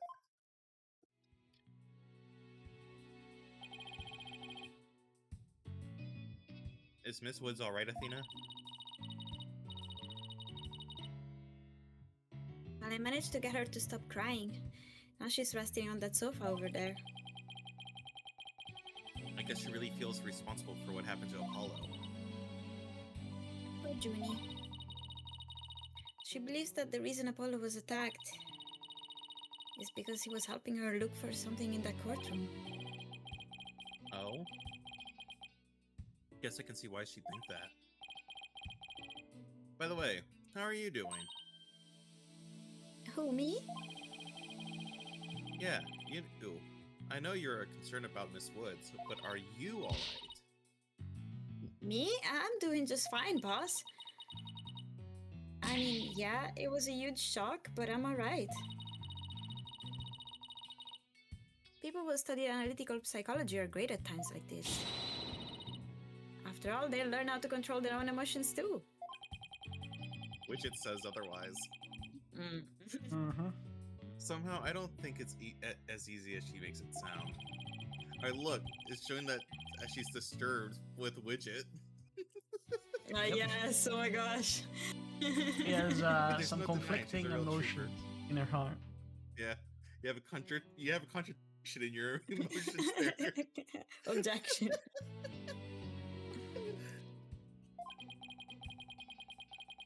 Paul doesn't remember a thing, does he?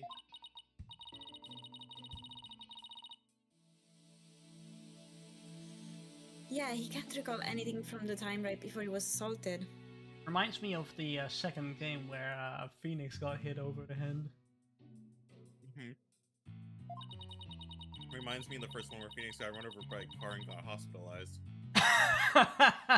I mean, he did remember everything though.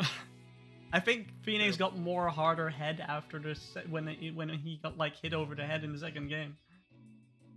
The He got power of calloused grape on the juice, skull. Apollo. The power of grape juice. Go grape juice.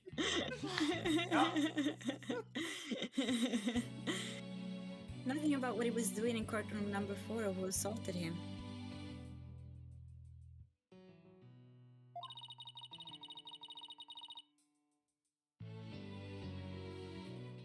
The doctor said it's probably due to that hit he took to the head. Assaulted in a court of law and losing your memory at that. I know how that feels. Yep. He sure does. Oh, in the second game, Phoenix got hit over the head with a fire extinguisher and lost his memories temporarily. Well, before he needed to defend another client. Nice. I'm guessing it was because of Mia. Wait, is that in the sec? Is that like in the beginning, like The for second, the tutorial? the second game, the tutorial case, yeah, the first one. It's when he needed to defend the police officer. You remember, Kuda? Yeah. Oh my god, no, I don't. You don't remember anything from the second game? I barely remember. Ah, okay. No, I don't quite remember a lot from the second game. If only we would have played this game for these games in order. If only. Anyway, this is your line. But who in the world would do such a thing, huh, Mr. Wright?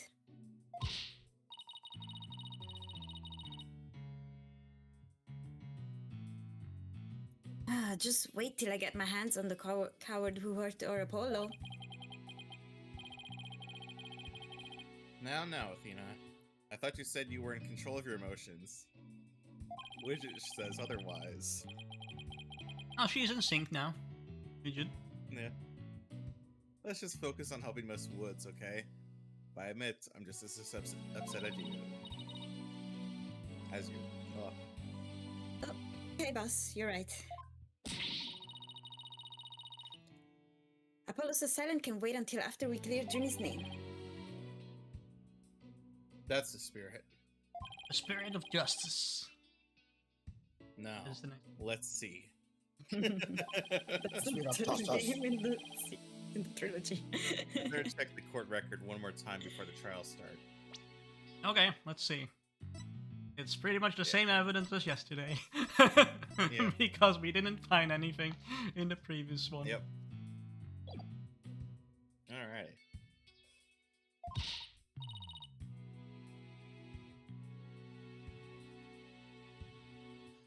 To Mr. Wright, I'm ready whenever you are. Alright. Let's get ready to rumble.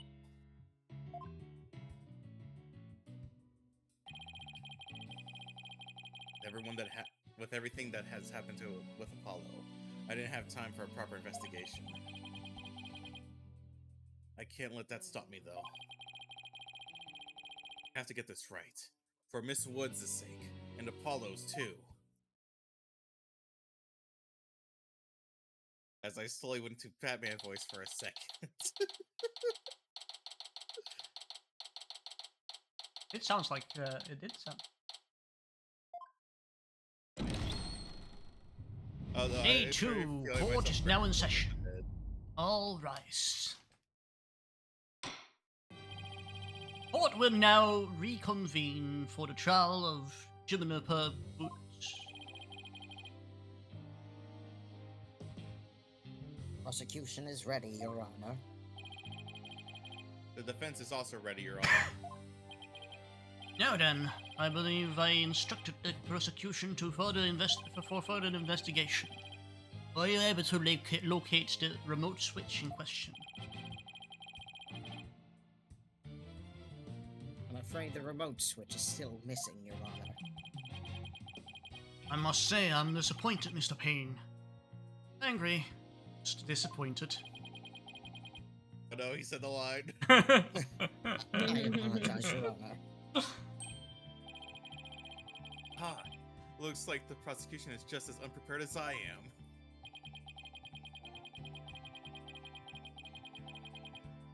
There is a separate matter, however, that I would like to bring up during this trial.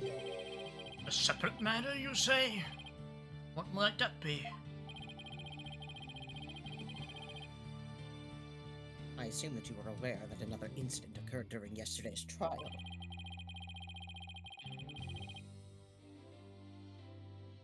I'm speaking, of course, of the assault on Mr. Justice in the ruins of courtroom number 4. Uh-oh. Why is he bringing that up? Yes, a truly harrowing experience it must have been for poor Mr. Justice.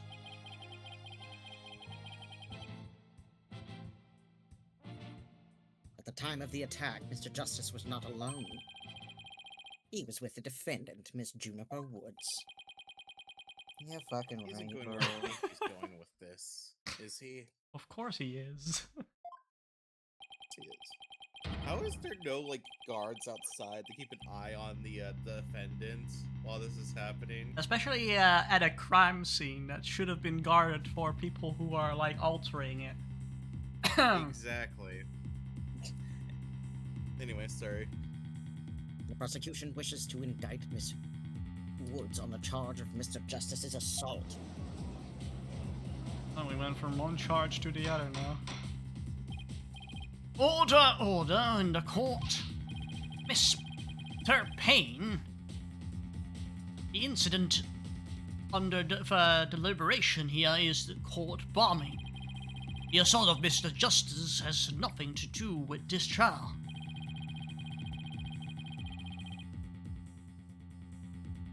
But I believe there is a connection between this case and Mr. Justice's assault.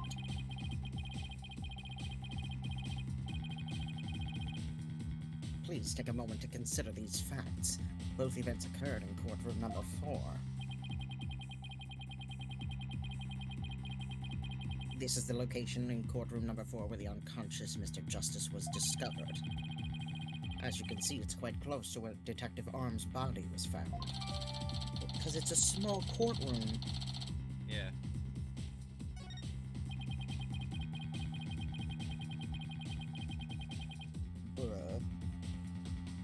Question is, why did the culprit feel the need to maliciously attack Mr. Justice? Why indeed. What do you believe that motive to be, Mr. Payne? I believe Mr. Justice found something in that courtroom while Miss Woods was with him. Evidence that fingered her as the perpetrator of the bombing. You mean he found incriminating evidence?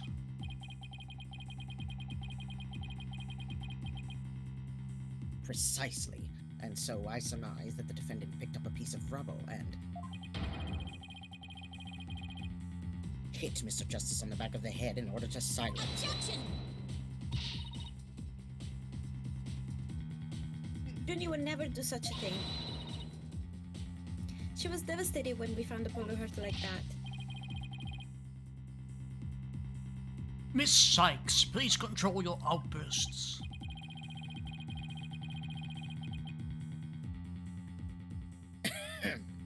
It is the prosecution's belief that by deliberating on Mr. Justice's assault,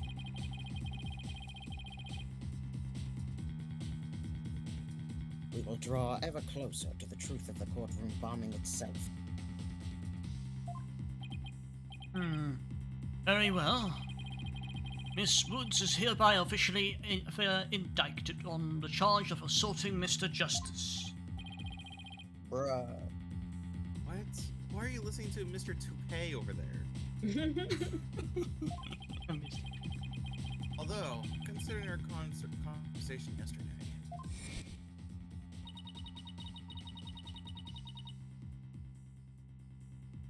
I think Apollo might have figured. I think Apollo might have figured something out. Wonder what it was. He told me, I'm going to look for evidence to clear your name, Jupiter. Jupiter! Now that I think about it, now that I'm recording this, I could edit the flashback, the audio for the flashbacks from the earlier. You could. Maybe the two incidents really are related after all.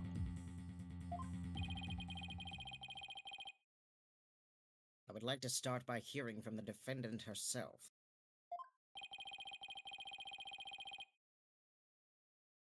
Very well. Bailiff, please bring Miss Woods to the witness stand.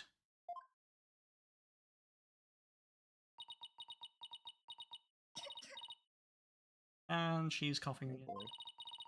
Poor girl. No, not the stress relief I'm cost again. sorry. I can't see to stop.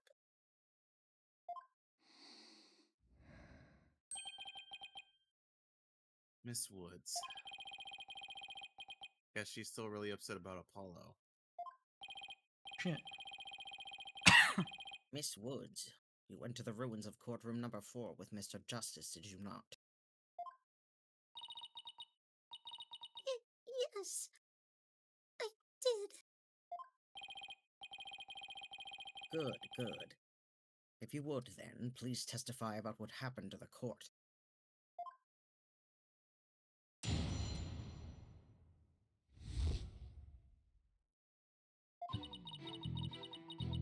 During the trial yesterday, I was overcome by a fit of... Wait, let me read During the trial yesterday, I was overcome by a fit of coughing. Apollo stayed with me, and we went to the courtroom ruins together.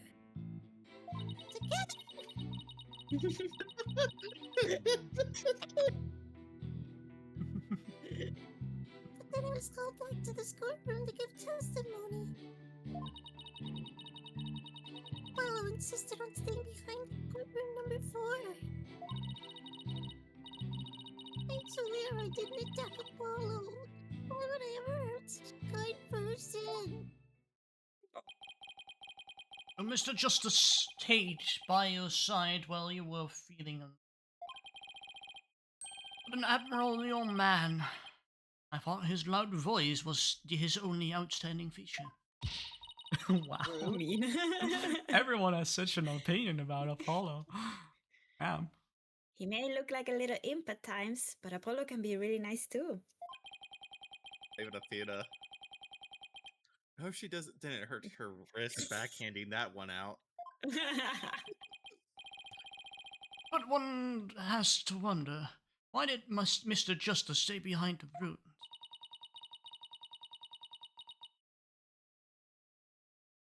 I think Apollo might have figured something out. Something? What kind of something? Something to do with the courtroom. Courtroom bombing kind of something, I think. Oh, new evidence for the case, was it? That's very big kind of something indeed. I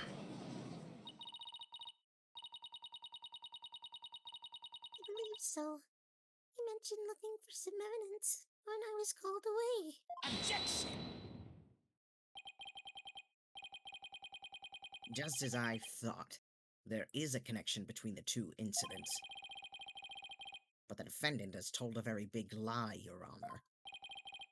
And what lie is that?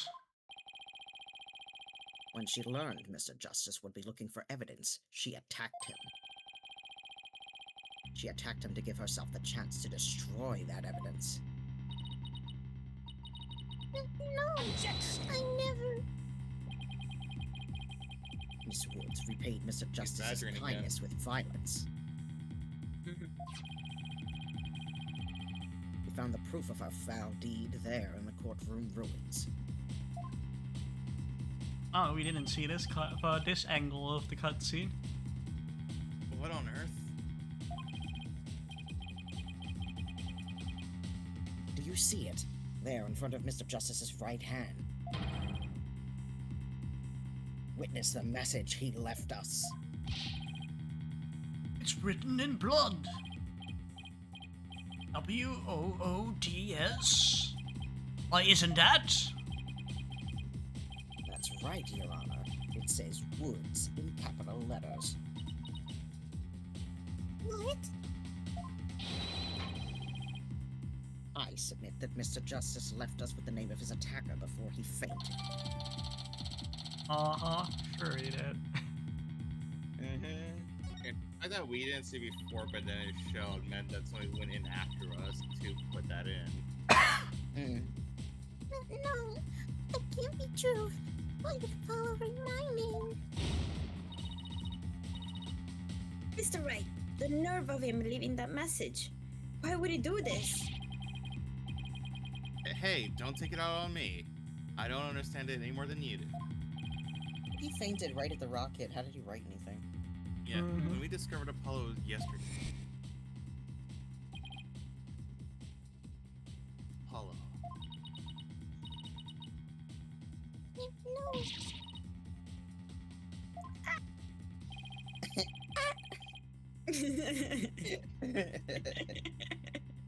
Ah! We didn't even have a chance to rush over to him. As soon as security heard Athena scream, they ran in and cordoned off the area. After that, they're there in the courtroom, number 4 with Apollo the whole time. We couldn't investigate anything ourselves and had to leave everything to the police. Still, never thought they would find some bloody writing there.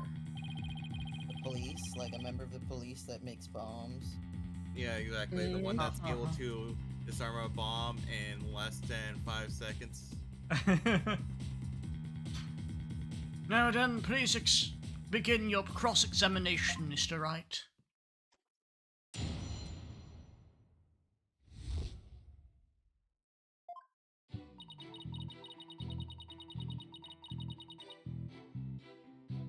Oh, Mr. Wright. Next statement.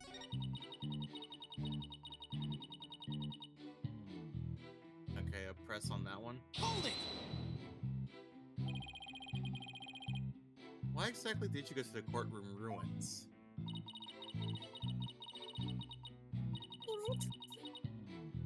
We went to look for my medicine. To stop my coughing. Your medicine? Why would your medicine be in courtroom number 4? I dropped it in the heat. Whoops. I dropped it in the heat of the moment. But Red Riney was keeping my medicine safe for me. I need a drink. Drink some water. Drink some water. Get some water. Yep. Water. He has a little compartment that I can put things in, you see? And Phony Fanty has the same type of pocket. That's where the bomb was inserted. It's a big ass pocket. I had put my medicine for my coughing fits inside by Red Riney. When I told Apollo about it, he said he'd have me go look for him. There was so much rubble in there. I was worried, but there was no rubble or anything in front of the witness stand. So when we got inside, Apollo went straight there. And started looking for my Riney in that area. It was so nice of him to do that for me, in spite of all his injuries. Apollo was so strong and kind, just like the trees of the forest. The The way she makes him sound, you think Apollo was some kind of ancient god. He is. Oh, wait.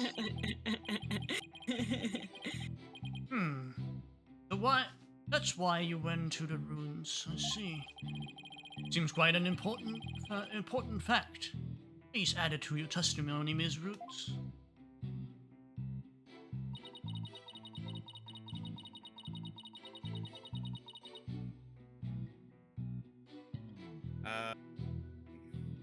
Can I see the photo that they added of Apollo? A photo? Okay, no, the courtroom, sorry. Floor plan. Okay. Yeah, the floor plan, yeah. Okay, yeah. Can you present that one? Because it looks like that's not the, like, it looked like the front of the, witness thing was, vulnerable. So if you can present that one, please. Objection! So he started his search with the witness stand, you say? That's right. I guess maybe he wanted to start from the furthest point in the room. He was being so brave and strong. But that's odd. Under the circumstances, he shouldn't have been capable of that. But he was. And he still is. He might not look it, but he really is brave. And kind, too. No, that's not the part I'm finding fault with. Someone has a crush on Apollo. What you're claiming is something no one should have been able to do. But I should think that anyone can be brave and kind if they wanted to be, Mr. Wright. True, anyone can be brave and kind. But if you would please take a look at this diagram. With the courtroom in the States, how was it possible to walk up to the witness stand?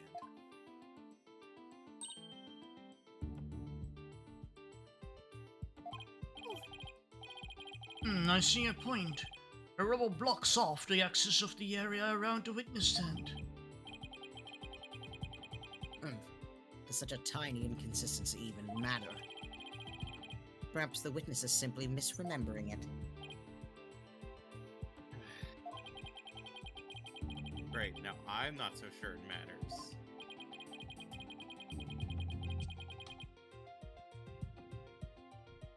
A real man doesn't make mountains out of molehills, you know. This And one that's that has precisely that what double Mr. button, right? White does best. Sorry, anything? I was like, but that's what Payne does all the time. What is he talking about? Oh, yeah. I call slander, Your Honor.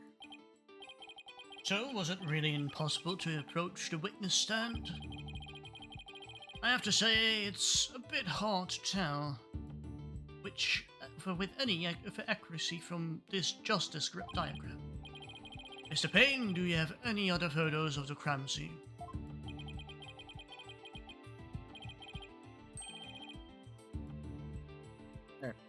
Let me see, Your Honor. Yes, I have one more.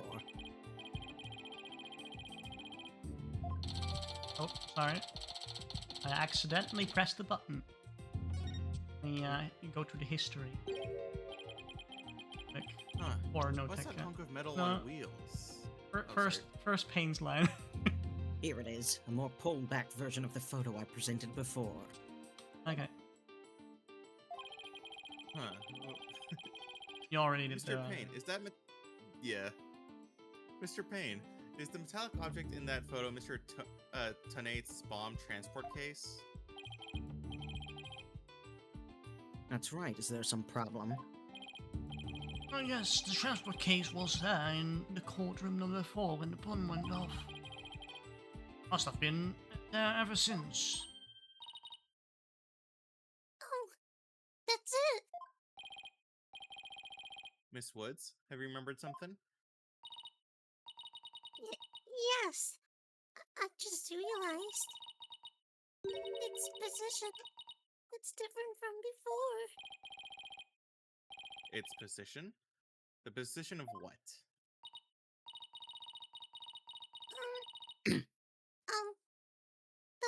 position of that big metal thingy. Bomb transport case? Yes. When Apollo and I went there, it was in a different place. Where the cake says in the photo was open space, so it was easy to search the stand. I see. So where was the transport case when you and Mr. Justice saw it? As I recall, it was. I think it was more to the right. To the right? Then that means... In that case, the case was over there at the time of Apollo's attack. Who cares where the transport case was? When? What difference does it make? It has nothing at all to do with what we were talking about. Where the transport case was has everything to do with this discussion. In fact, it's so important that it's enough to turn the prosecution's argument on its ear. What? Well, that certainly sounds very relevant indeed. And you sound as though you know where the case was at the time of the attack. Yes, Your Honor. This diagram represents the crime scene as shown in the photo. And this is where the transport case was at the time of the assault on Mr. Justice. Alright, I have this. The bomb transport case was here at the time of Apollo's attack. Where Woods was... Take that! I love how smooth You're the on. animations are. I know, right? I assert that this is where the transport case was at the time of the assault. That's it. That's... Inconceivable. Miss Woods, was this where the transport case was when you saw it? Yes, that's where it was. Thank you, Miss Woods. I'm sure the court has noted an interesting fact about this position. transport case covers up the writing in blood. Exactly. If the transport case was in that position at the time of the assault, then no message could have been written there because the case was in its way. Which led us to conclude that Mr. Justice couldn't have left that bloody writing. Objection! Why should we believe the defendant's claim that the case was in a different position? She's obviously lying. Objection! The fact that the case was moved after the assault on Mr. Justice is proved by more than Miss Wood's testimony alone. What? What? And where is this proof you're talking about? It's right here, in the crime photo. I'm keen to see this proof myself, Mr. Wright. What in the photo indicates that the transport case was moved after the assault. Oh, I see it. The bandages where the trail is are smudged stick up the wheels. Yeah, you see a track over here. Yeah. Yeah, I see the track, and there's some track on the bandages. Take that! Please take a look at the mark that runs over Mr. Justice's bandages here. I see it. What is it? This mark was made by one of the casters from the transport case carrying the bomb. As the case was moved, it ran over his bandages. In other words, the transport case was originally to the right of Mr. Justice. Then after Mr. Justice was assaulted, the transport case was moved.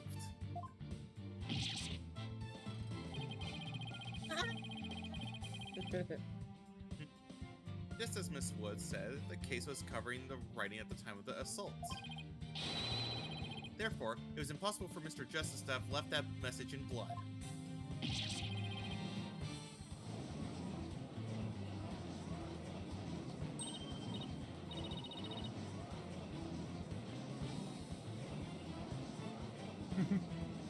You did it, boss. It was a real nail biter, but you pulled it off. Yep, that should bring down the prosecution's claim like a house of cards. Order in the court. Mr. Wright. That was a very clever deduction. It was nothing, Your Honor. Nothing but pure genius. Take that.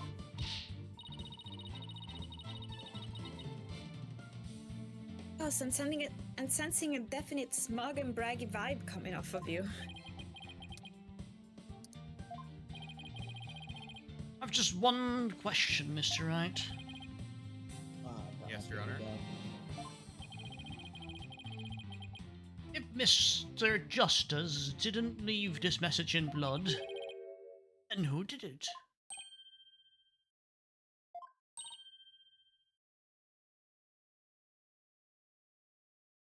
What?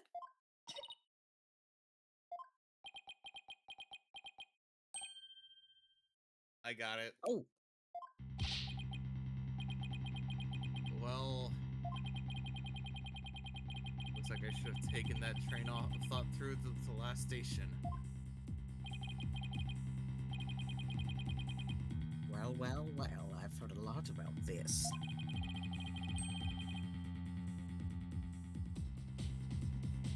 So this is Mr. Wright's famous bluffing technique, is it?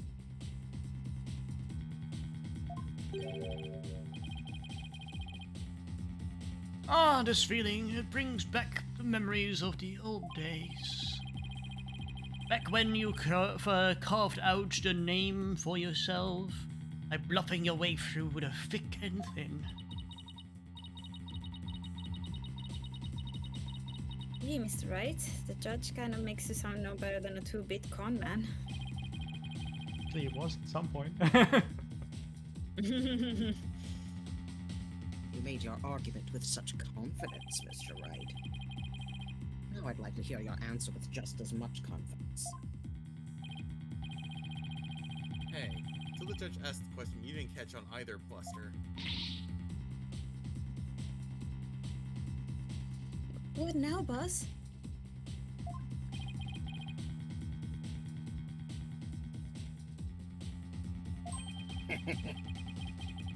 I hope you didn't bluff your way into a corner.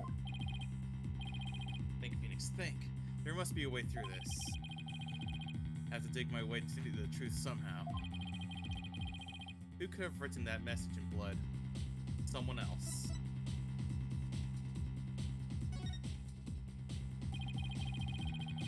If it wasn't Apollo who could have left the bloody message, who? Candace Arm. Oh, Ted? And disarm? Candace Arm. Okay. Because she was the only victim in the explosion, which meant there was blood left over. Why But would... could she have But, left? If but it wasn't, who wrote the message after Apollo Candace was Arm was hit? already dead. is the question, I think. Yeah. Yeah, who No, left she the was message? asking who wrote. Yeah, the question is who left the message. But the only other person that had blood at the time was Candace, which she may Yes. Her have died body during was moved that. out of there. Everything was Dead, cleaned though. up from that. Everything wasn't cleaned up though. Remember the because we know it's Tanate's, Yeah. and he knows that he was with Candace at the time, and Candace had bleeding. Yes, He could have used but her blood to write, but we can't But- say it's him yet. there was... Well... Okay. First, you might want to save. Yeah, let's But save. my thought is... They did say that the police came in afterwards. And which one is the only living police member right now? Yeah, but the thing is, the thing is that you're wondering whose blood it is, man. No, they're asking who wrote No, it's saying who the could have left message. the message. They're Yeah. asking who wrote the But message, Why not would she whose have her blood words? was the There's message no from. reason to. That's what I'm saying, because how the bomber has it to where he planned to stage everything.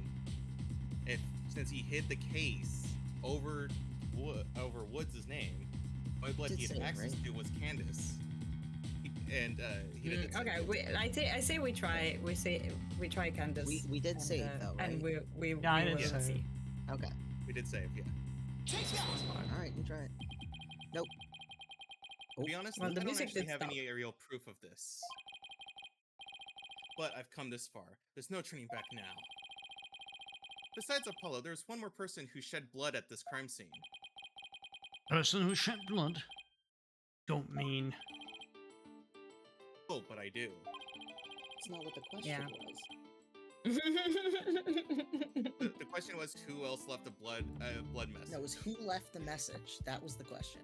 Yeah, made out Yeah, of blood. so he's Not- saying that not- the message was there before Yeah. Apollo My was point is, they're arguing. They're there. like, yes, this other person had blood, and it's like that's not what the question was.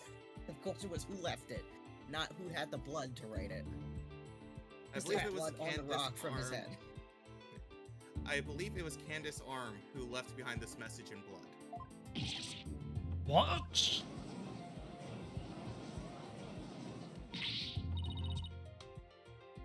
What? Detective Arm?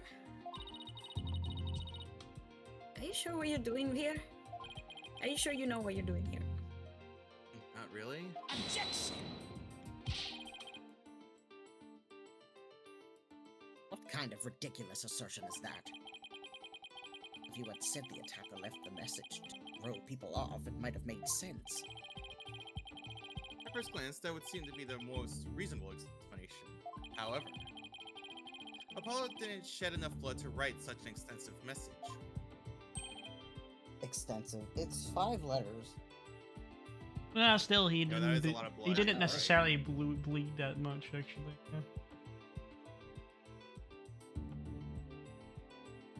I said it. Yeah, sorry. Ah, I see. Even the photo makes it clear there wasn't enough blood to write all the letters. And Mr. Justice did survive. I suppose he didn't bleed very extensively in that case. Why would Detective Arm write the defendant's name? There is no connection between the two whatsoever.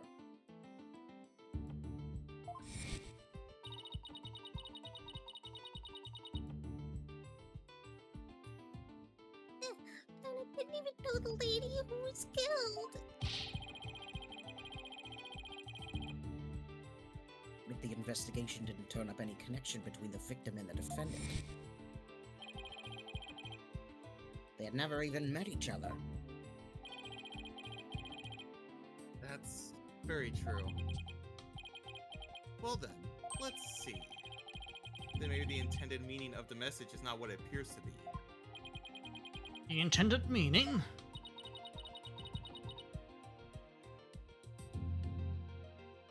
Not what it appears. Yeah. Not what it appears to be. Maybe the message was not intended to be Woods. Phoenix.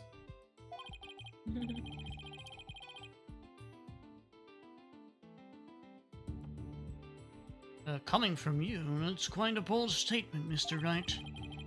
You wish to assert that this bloody writing could have some other meaning? Yes, Your Honor.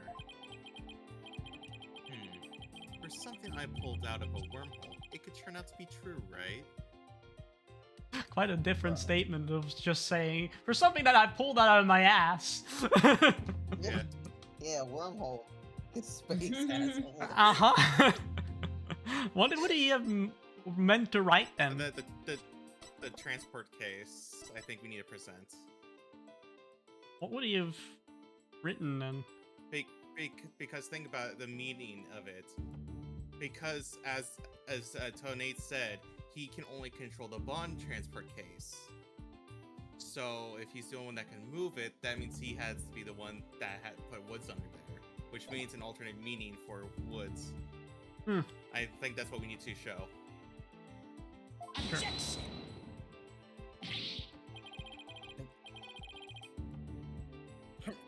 Clearly says Woods, as anyone can plainly see.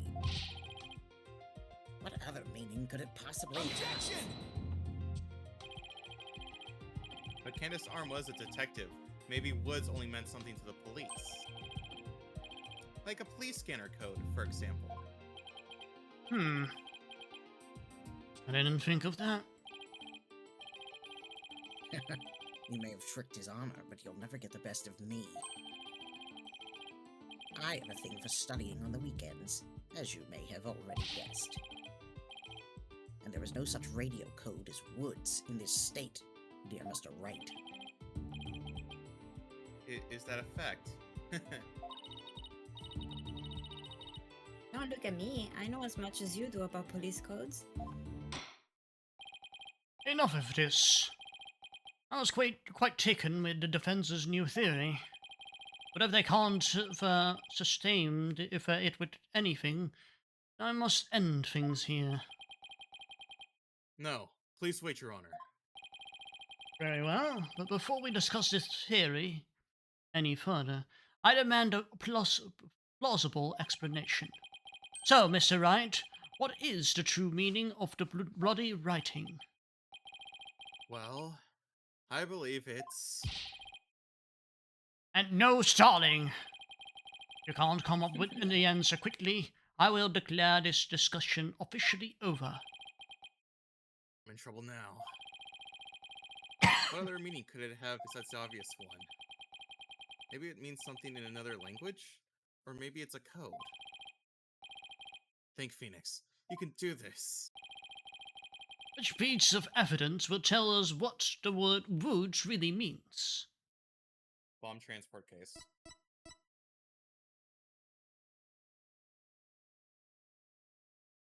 Yep. Take that! The bomb transport case. I've about had it up to here with your shenanigans, Mr. Wright. Take a look at the number on this case, Your Honor. L10015R. Doesn't this string look vaguely familiar? L110. What does that have to do with anything? What could those numbers possibly have to do with the case at hand? Now please take a look at the bloody writing shown in the crime photo. L1... Oh my god. what was the... L100... L100 something something. 15. L10015R. 1, 5... One. Huh? No. Let's... No. I think I know what BS Was something he's doing. added? I think I know what's happening. Okay. Let me I see guess the. it was changed. Oh, there was an extra Ah. letter in the second photo. Yeah. Yeah. There It's it- yeah. more obvious here. Maybe the real Yep. culprit that killed the detective added some extra blood to cover up. Yeah. Hmm.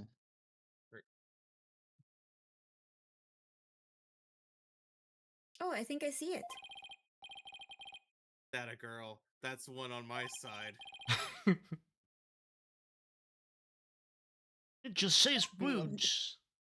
It just says woods. Or you could say it's a horse of a different color, Your Honor. The first character isn't a W. It's actually an L and a 1. The next two are zeros. Oh my goodness!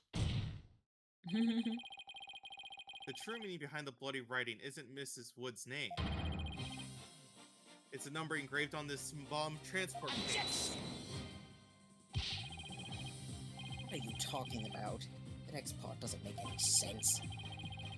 The next number's a 1, but the bloody writing says D. Objection!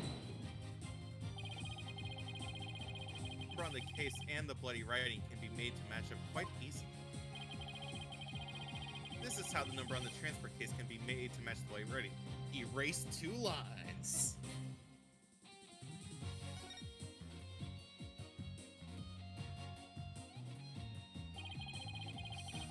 Please erase the third downward stroke of the W and the curved part of the D.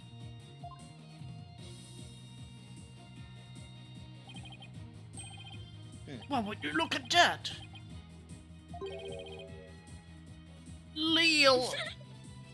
Leolis. Lois. No, Your Honor. Peter, the horse of a different color is It isn't meant to be read as a word. It's the number L10015, which, if you take away the final R, is the exact same number that's on the bomb transport. Objection! Erase 2 lines and they match up, you say? Well, I can change anything into anything else simply by erasing 2 lines. What if we erase 2 lines from your name? Would you be happy as Mr. Rye? Well, would you, Mr. Rye? What about you, Mr. Bean? The only right spelling is right. Okay, I'm doing pretty well here. I think I've drawn the right conclusion. Detective Army's real message to us is the bomb transport case number. Your Honor, the 2 lines were added by the real culprit to intentionally mislead people. What? The original message Detective Arne left behind was the transport case number. But whoever assaulted Apollo changed the message. If you're right, boss, then what do you suppose Detective Arm was trying to tell us? Good question. What does this number represent? Here you'll see this number here. That is my identification number. Artist Arm lost her life in the courtroom bombing. Her dying message could only have had one purpose.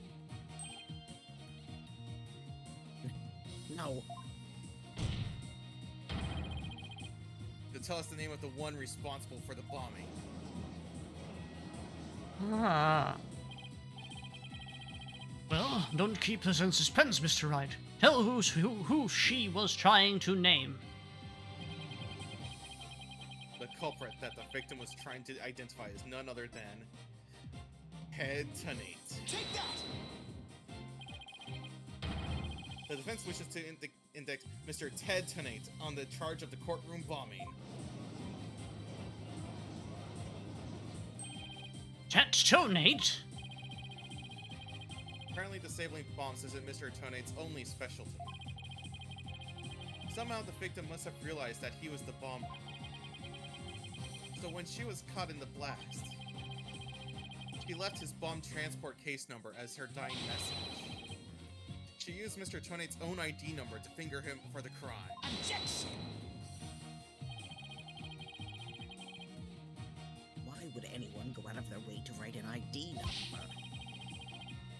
Wouldn't they simply write the person's name? He's got a good point there. What do you have to say to that, Mr. Wright? That only Detective Army would know the answer to that, but allow me to offer a theory. Perhaps Detective Arm couldn't recall Mr. Tonate's name in the heat of the moment. So I recall this was the first meeting between the two. It's entirely possible they wouldn't have been familiar with each other.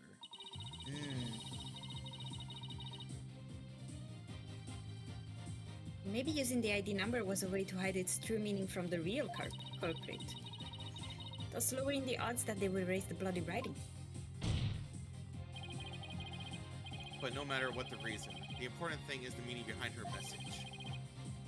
The fact remains she wrote to Mr. Tonate's ID number. Objection! Now, just one moment here. There hasn't been any proof yet that it was indeed Detective Arm who wrote it. The bloody writing wasn't found during the investigation after the blast. Because it was covered. Yeah. If Detective Arm had left the message, it should have been found at that time. Objection! Naturally, Mr. Tonate hid it before anyone could discover it. And there's a simple explanation for how he was able to do so. What? Mr. Tonate was able to cover the message up because he's the first to find the body. Yeah, that too. First at the scene, first- first to find the body. The first person to discover the bloody writing was Mr. Tonate himself. I was the first person to enter on the scene after the explosion. I went there to ensure safety, but ended up discovering a dead body. When Mr. Tonate saw that the victim had written his ID number, he used the bomb transport case to cover up the bloody writing up as a stopgate. Oh, sorry, that's Athena. Oh, that's why the message in blood was under the transport case. He didn't have enough time to try and scrub away the writing. If he didn't report the body right away, he would look suspicious. So those letters lived on to serve another function. But Mr. Tonate used them in another incident. Oh, the assault of Mr. Justice. Exactly. Mr. Tonate hit upon a plan to use the bloody writing for his own purposes. So he didn't clean it away. Instead, he made it look like Mr. Justice wrote it, by adding 2 lines to the writing that Detective Arm left behind. He changed the meaning of the message. He made it look like Mr. Justice was accusing Miss Woods of the attack. So that means... The only person who could have altered the bloody writing was the courtroom bomber, who was the same person that assaulted Mr. Justice. And the person is Ted Tonate.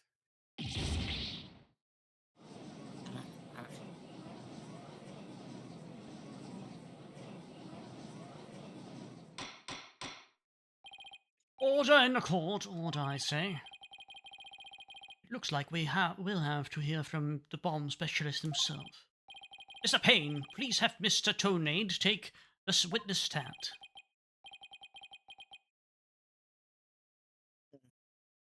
Yes, Your Honor. That was great, Mr. Wright.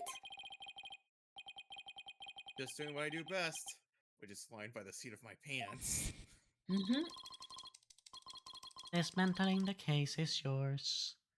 Do you think you can handle it? I look forward to seeing you try. I draw Mr. Tonate back onto the witness stand. Looks like you'll get your wish, Goggle Man. Now watch me take your lies apart.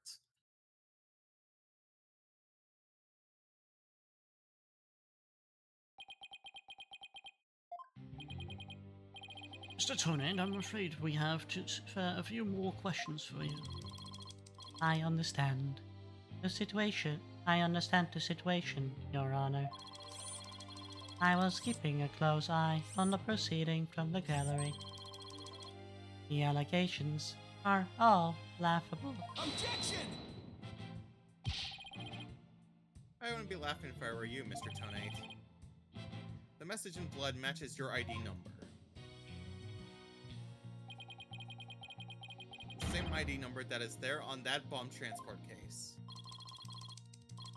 Such a far-fetched theory. No better than a tangled ball of wires. I have untangled you for in no time at all.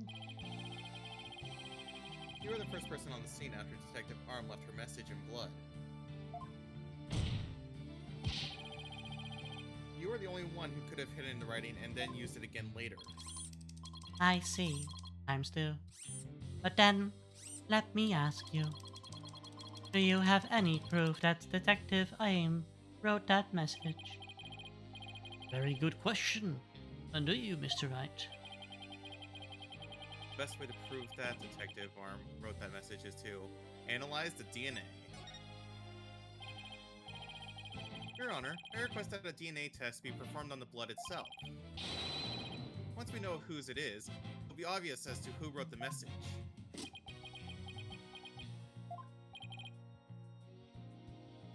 Very well. Bailiff, please put a request for a DNA test with the forensics team. Yes, Your Honor. will be some time before we have the results of the analysis. Until then, let's hear more from the witness. I would like nothing more, Your Honor. I want the court to hear how ridiculous the defense's theories is.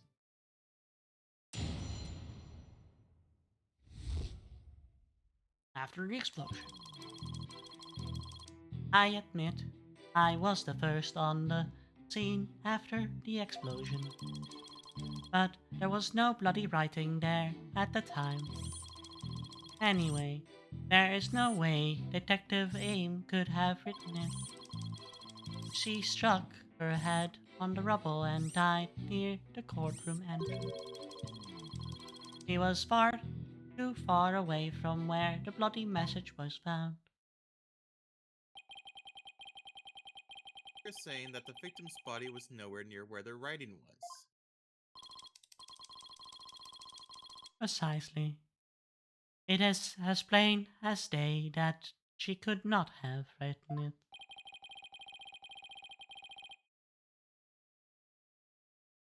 It's true that the body was discovered near the entrance to the courtroom. Please have a look at this crime scene photo.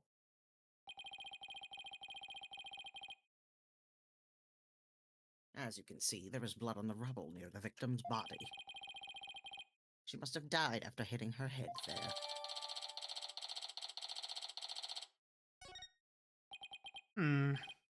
I see. All right then, Mr. Wright, you may cross-examine the witness. You have what it takes to take my infallible testimony apart.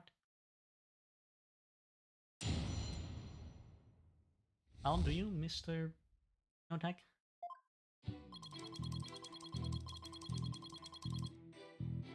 Let's see. I want to see he's like, honestly, I was drinking water. Can I see what we have, all this evidence real quick? All the evidence? Okay. Yeah.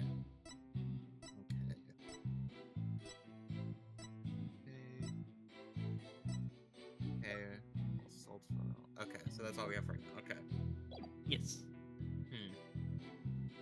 We do have the picture where it shows that the R is somewhat there. Yeah. But it's not very clear, and I doubt they'll see it. Can I see the autopsy report again? Okay. Cause of that. Okay, Drawn cause to the back of the head caused by impact with a flat object. With a flat object? Yeah. And yeah, okay. So go to the fourth statement.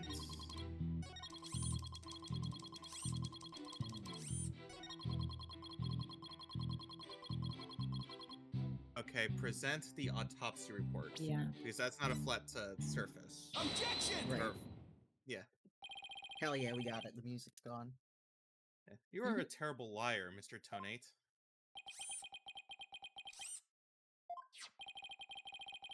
Take a look at this autopsy, specifically the part about Detective Arm's head injury. Cause of death, trauma to the back of head caused by impact with a flat object.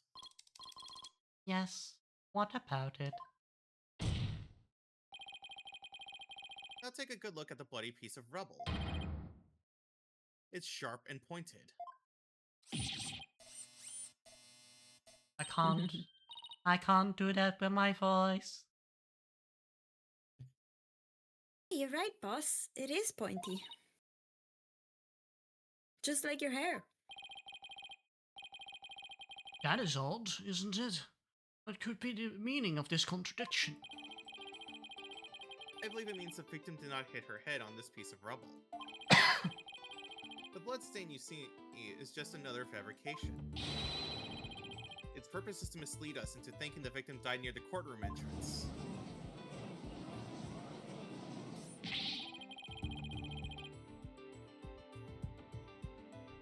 Claiming the culprit moved the victim's body. That's exactly what I'm claiming. The victim hit her head at some other location. Most likely on the floor or some other flat surface. And this location was somewhere near where the bloody writing was found. In that case, she definitely could have written the message.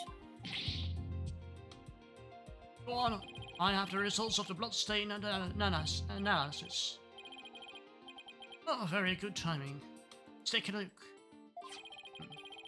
According to this report, the blood message was written in Detective Arm's blood. And, as the defense claims, only parts of the message that were affected afterwards were written in Mr. Justice's blood. It would appear that the defense's assertion is correct after all.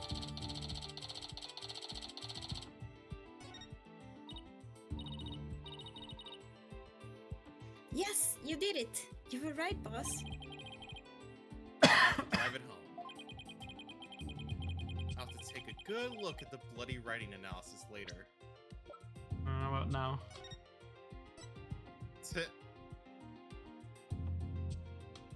We already, the judge pretty much said this.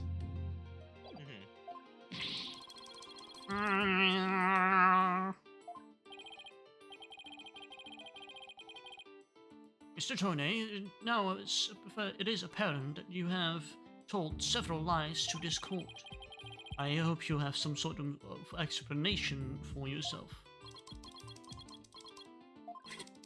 Fine, I will confess. You will? But then why are you so calm? This time, I will tell the truth.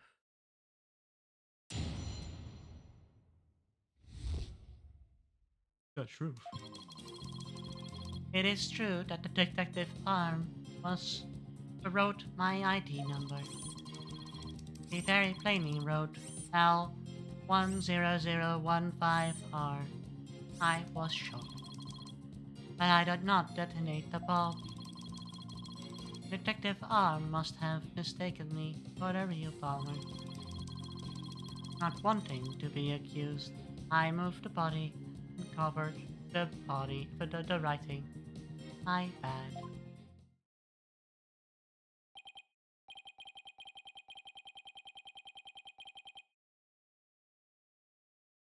So I see. So it is your assertion that you merely just moved the body, is that it? That is correct. I did not kill Detective Arm. Oh well, if that's all you did, then... Wait a minute! That in itself is a criminal act! Glad to see you finally crossed that finish line, Your Honor. Very well then, your cross-examination, Mr. Wright. I love the judge. He's so naive sometimes. Alright, next statement.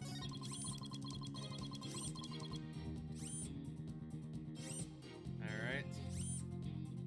Present the bloody writing on that. The bloody writing. Like this one? Yeah. Yeah, the bloody writing analysis. I just want to make doubly sure that L10015R is really what you saw written in blood. Yes, it was very clearly set. L10015R. That's odd, because that's not what I see. Objection! What on earth are you blabbing on about now? Wasn't it you who claimed that the bloody writing was his ID number in the first place? Take a good look at the photo and the bloody writing analysis. Now tell me, does it really say L10015R? Oh! Something is missing, isn't it? And that something is the final R. What's the meaning of this, Mr. Tonight? Oh, alright. Now I remember. There was no R on the end. It was just a slip of the finger. My bad. Come back, my beautiful contradiction. Mr. Wright, I'm not so sure it was just a simple slip of the finger. You have something for me, Athena? A sense that he's extremely agitated, almost panicked. No shit. He does look pretty flustered. Yeah, he's about to chew a wire off the bomb. Well, Mr. Wright, it appears that it has nothing more than a mere mistake. I don't know. Did he really just make a typo? What about that R? Did Mr. Tonnate really see it? He actually saw it. Yeah. Maybe Mr. Tonnate really did see the R. There's no R anywhere in the bloody writing. What's going on here? Yeah, it is. Huh? Now that I take another good look at it, the photo, I think maybe... That's it! What is it now, Mr. Wright? Are you trying to imitate Apollo and his cords of steel? I've got it. So that's what happened. A slip of the finger. Is that really all it was? Because I don't think so. I propose that Mr. Tonnate really did see the letter R. Huh? The photo clearly shows there's no R. No, Your Honor. Actually, just the opposite is true. The photo shows that Mr. Tonnate actually could have seen the R. If you're going to make another claim, you better be able to point out what you mean. What part of the photo shows that Mr. Tonnate could have seen an R? That little An smudge of R. the R right there. Take that! Please look here to the right of the 5. Do you see a little bit of red? Oh, I see it. Just on the edge where the floor is broken up. That's the R that Mr. Tonnate saw. Objection! True that the witness wears some very goggles, but that doesn't mean his eyesight is bad, nor his brain power. What part of that little smudge looks like an R? Objection! Mr. Tonnate saw wasn't that little smudge. There was a hole and a complete R written there. Before the floor was damaged by the explosion. Very well, that explains it. Huh? To explain what you mean? Because you just proposed that everything happened in the exact opposite order. Yep, because that's the way it really went down. The timing of when the R was written turns everything about this case around. Now then, if the floor was damaged by the explosion, when was the message written? Before the explosion. Yup. The bloody message running off the edge of the damaged floor like that. We can only conclude that it was written before the explosion.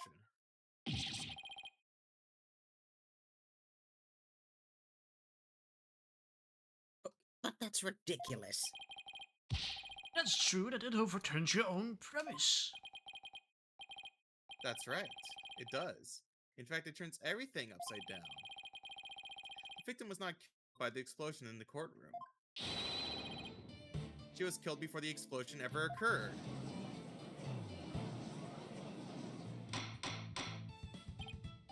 Order in the court.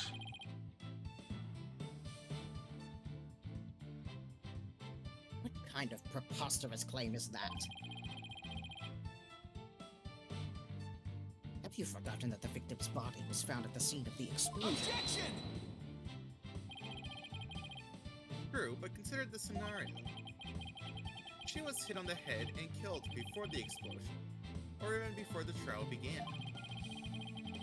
Her body was subsequently placed in the courtroom ruins after the bombing occurred. That way it could be made to look like she was a victim of the blast.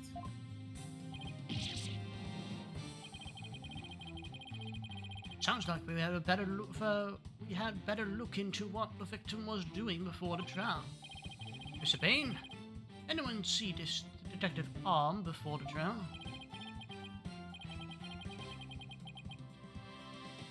Let's see.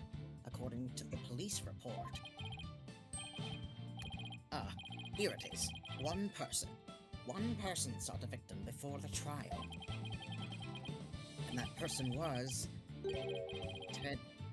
Tonight. Wait, what? No, no one besides Mr. Tunade saw the victim. That appears to be the case, Your Honor. I now ask the court to recall something. Specifically, Mr. Tonate's words from yesterday. It was when Detective Arm and I were transporting the bomb. Aye. Mr. Tonate, just before the trial, you were with the victim. The two of you were together at the scene of the crime in courtroom number 4.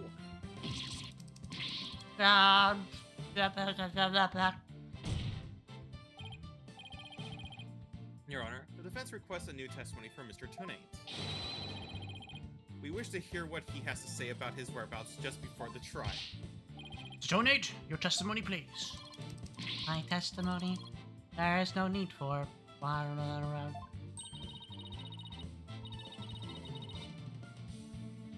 Completely unnerved, Mr. Wright. You must have hit the nail on the head.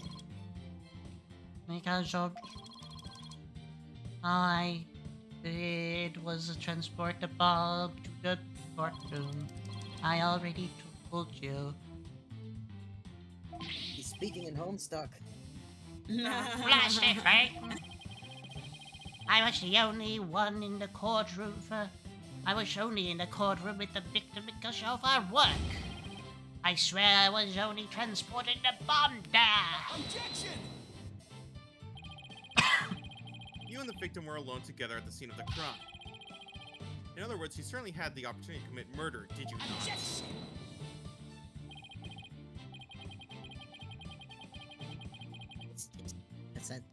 Because I can't make the sound otherwise. Do you always leave yourself so open to attacks, Mr. Wright? What now, Mr. Payne?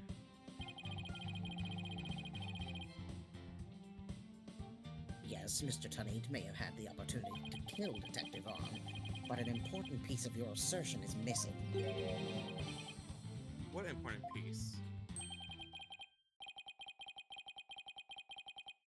The murder weapon. What do you claim was used to kill the victim? The bomb. Yeah, the bomb. Mr. Payne has a point. Bottom of the bomb.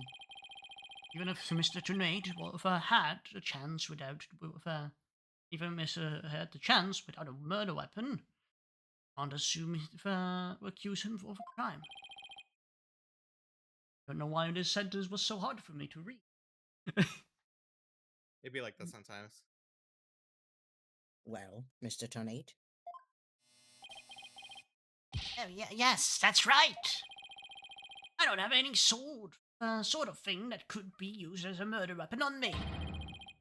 I couldn't possibly Looks at the have bomb. killed Detective Aim.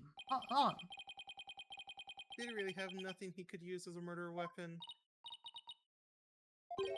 He literally has the bomb in his hands. What is it, Athena? He could have been smart, though, with it. Like, that's not a bad idea to use something that's gonna be destroyed, you know? Yeah. Just looking over the victim's autopsy report.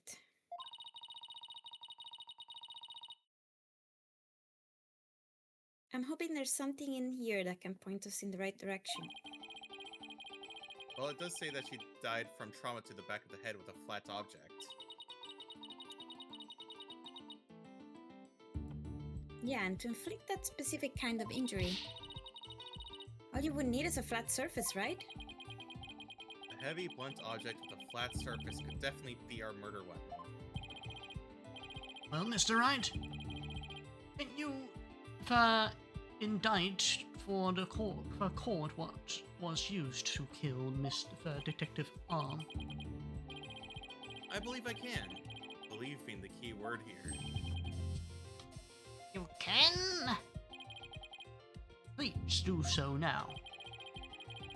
What did Mr. Tunade have that could have me? The That's a little- HH-3000 bomb. Take that!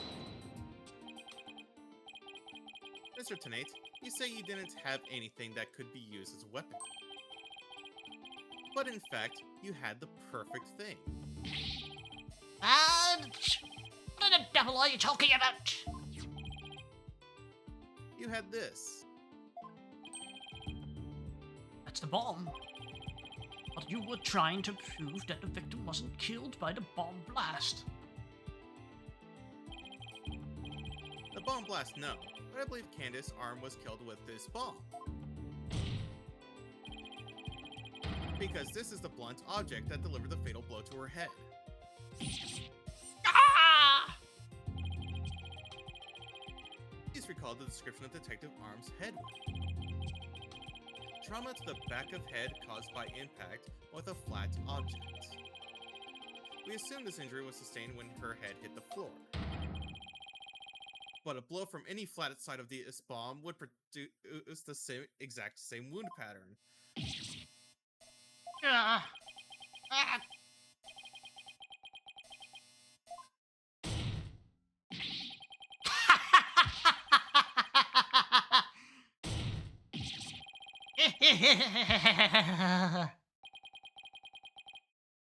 What's with him?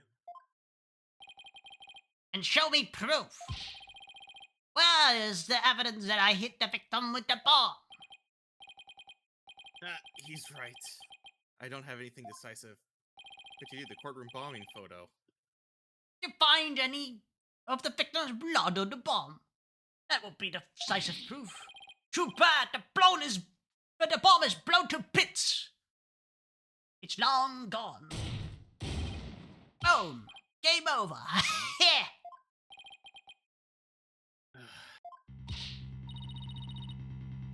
Mr. Wright, is there really nothing on the bomb in the photo?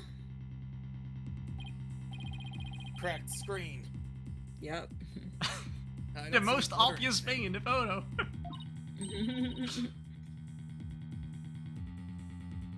Wait, the timer display's a little broken here. Yep. Maybe it broke when it made contact with Detective Arm's head.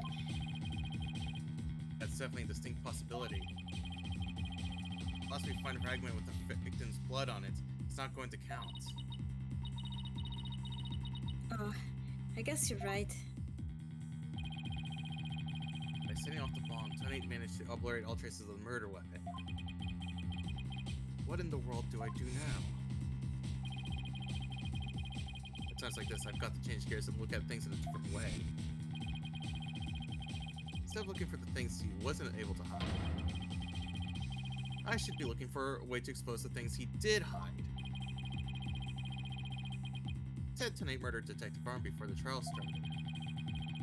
Then he placed her body in the courtroom after the bomb went off. Which means that there was something he needed to keep hidden until then. And I think I have just the thing. I'm going to present the photo that shows exactly what Mr. Tonight had to hide. The courtroom bombing photo.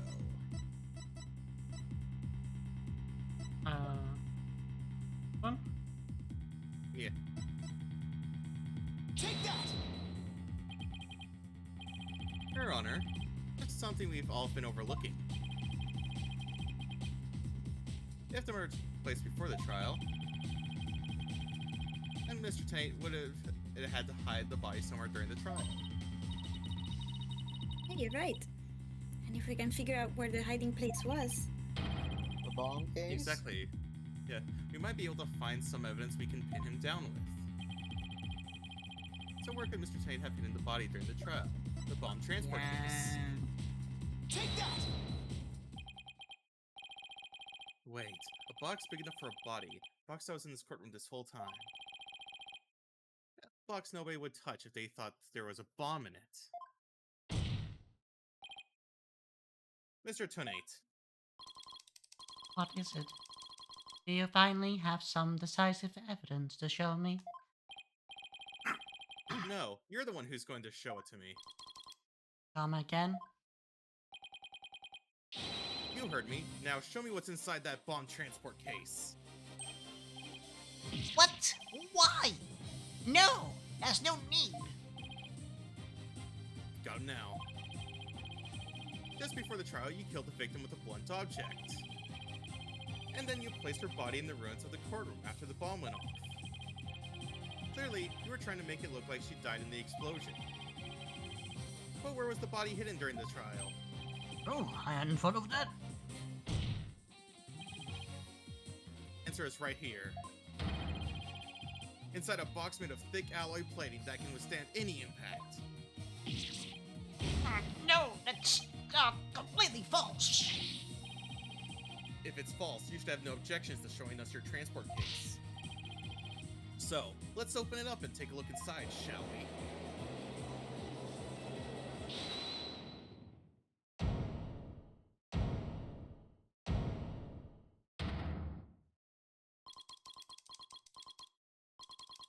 That's not. Not if you have value with life. What's he up to now? Remain calm and listen carefully. This bomb will detonate in 5 minutes. What? Huh? I repeat, this HH3000 will detonate in 5 minutes. What's going on? Your Honor, I recommend you adjourn this trial before this bomb goes off. Doesn't that just admit that he did it? Mr. Tonid, are you threatening me? Ha ha ha. I am only one who can disable this bomb. If you do not want to die, your only option is to listen.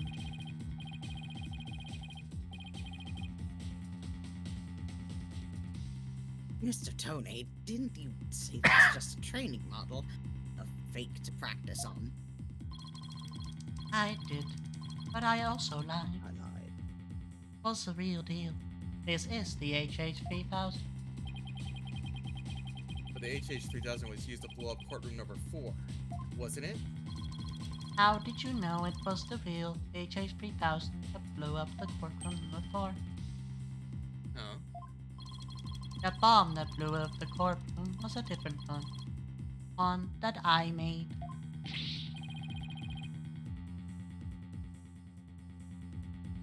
Then, what? Then we take that as part of your confession, a confession as your own of your part. Take it any way you would like. Just before the trial, I took the HH3000 out of the stuffed animal and put my own bomb into it. That bomb exploded and destroyed courtroom number 4. Mr. Tony, please be reasonable.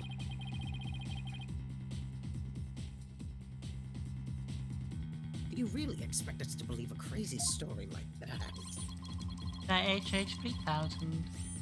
It is so unique. I had never seen anything like it. It is so unique that I could not place the detonation. So, I had to have it. Besides, did anyone look inside the stuffed animal during the trial? Did anyone check to see if it really was the HH3000? I must confess, no one opened the stuffed animal to check.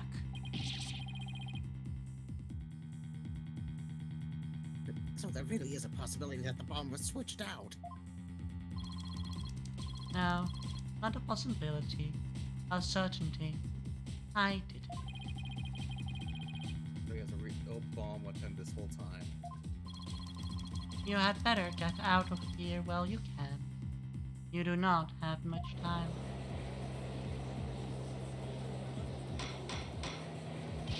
Order in the court. We cannot waste any more taxpayer money on a new one.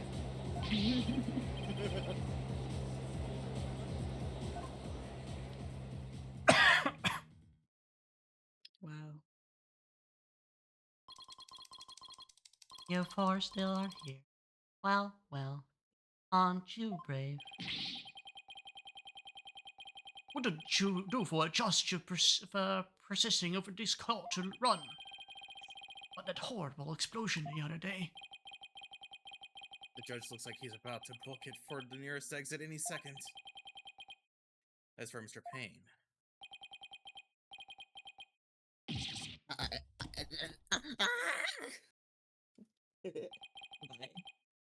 And he's off. Mr. Wright, what do we do? It better be perfect right now, would it in? But the bomb might really go off. Hi, only 3 minutes left, folks. That bomb really aged 3,000. What should I do? Stand my ground. That The bomb better crack screen. exactly. That one doesn't have a cracked screen. It's a fake. I can't run now. Well, it's been fun, but I will be going now. With my dear HH3000 naturally. And by the way, I would advise you against having me follow. Even with no remote switch, this bomb can still be triggered manually. If I think I'm being followed, I will detonate it in the spot. Farewell. Hold it! You're not going anywhere, Ted tonight. Hang on! You scared me. Oh, Sorry. Your Honor, there's no reason to be afraid. That bomb is a fake.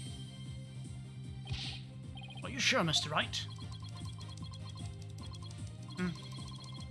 Or of your famous bluffing, even at the risk of your own life. Mr. Wright, none of your bluffing now. Not at a time like this. Lives are on the line here.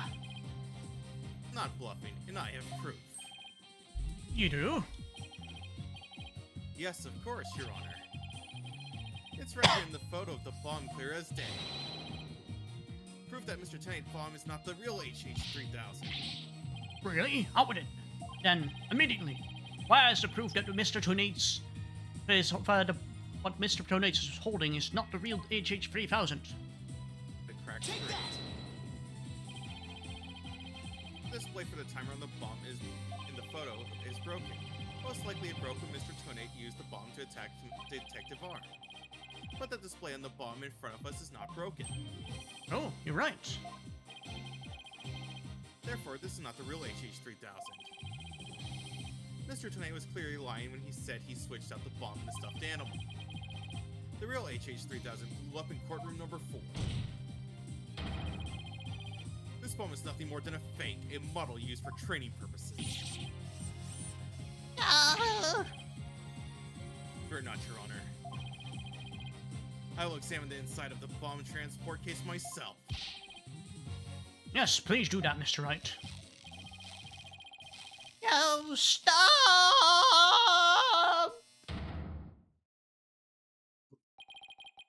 What is that? Is that a blot stain? Just as I expected.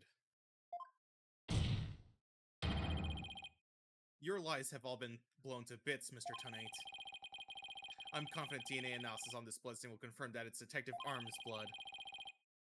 And that those results will conclusively prove that you murdered Detective Arm.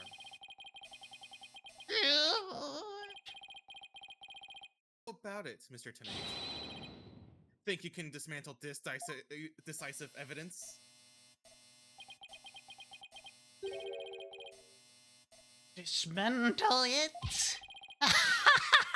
You're too late! You missed your chance to run, so now you're out of time! This HH3000 is about to explode! Don't try to threaten us, Mr. Tonate. I've already proved that your bomb is a fake. It's real! The bomb is a real thing, I tell you! It's real!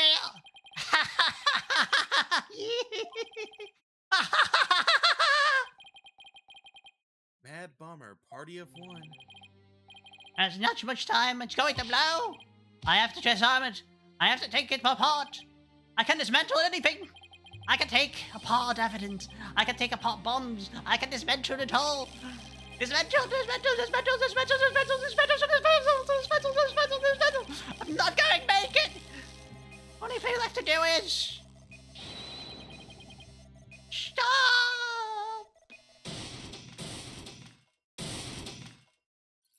Bruh.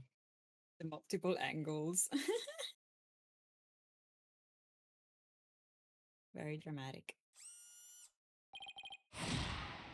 I hate it.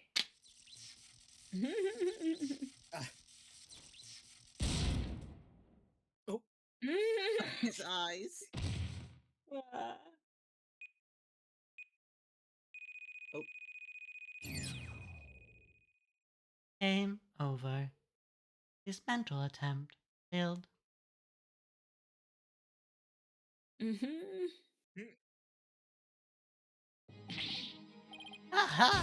It's all over. My life has been blown to pieces. It is all that stupid woman's fault. I was selling the bombs I disarmed on the black market. When I tried to take this one, he just had to notice, didn't she? Confronted me in courtroom number 4 that way. That's why I had no choice. For I knew I was doing, I hit her. It's all my fault. I was looking for a place to hide her body. She left a message on her own with her own blood. The trial was about to start, so I didn't have time to clean it up, and now all this. I thought for sure I could disguise her death with an explosion. And that stupid defense attorney started sticking his nose into my business. After the testimony yesterday, I went to courtroom number 4 and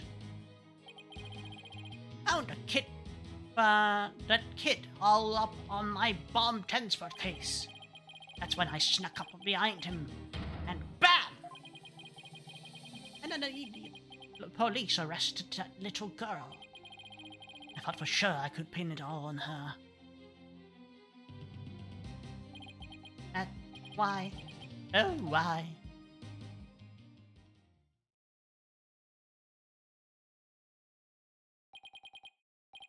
Tonight, you're hereby under arrest on suspicion of courtroom bombing and assault on Mr. Justice. For innocence or guilt will be determined on a later trial. I mean, he pretty much confessed all, and we already proved everything. I don't know why. Yeah. Now then, I see gu- the members of. I was gonna say, I'm guessing because this was mainly for yeah, for they the have girl. to do the. They have to go through the whole process of putting Yeah, him on trial it's because a this legal was on thing. him. Yeah, Yeah. it's a legal thing, Where you always. can only prosecute for the charges that are there, and the charges are Yep. against him. I see that the members of the public have returned to the gallery. One person, however, seems to be still running far, far away. Pain. But be as it may, I will now announce Miss Juniper Wood's verdict. Not guilty. Woo! We did it.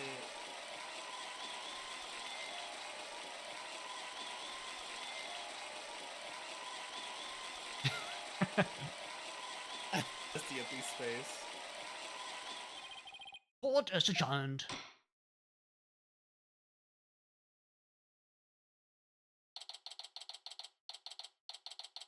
Now I can finally rest my voice. And it was getting resty.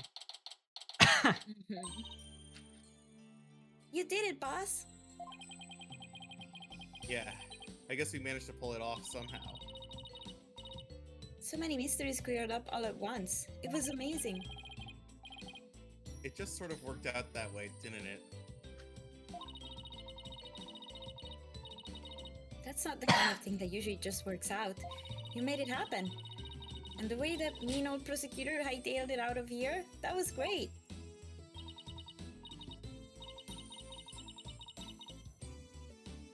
You're right.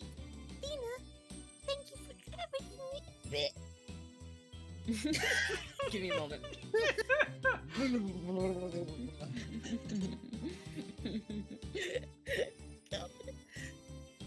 You're right.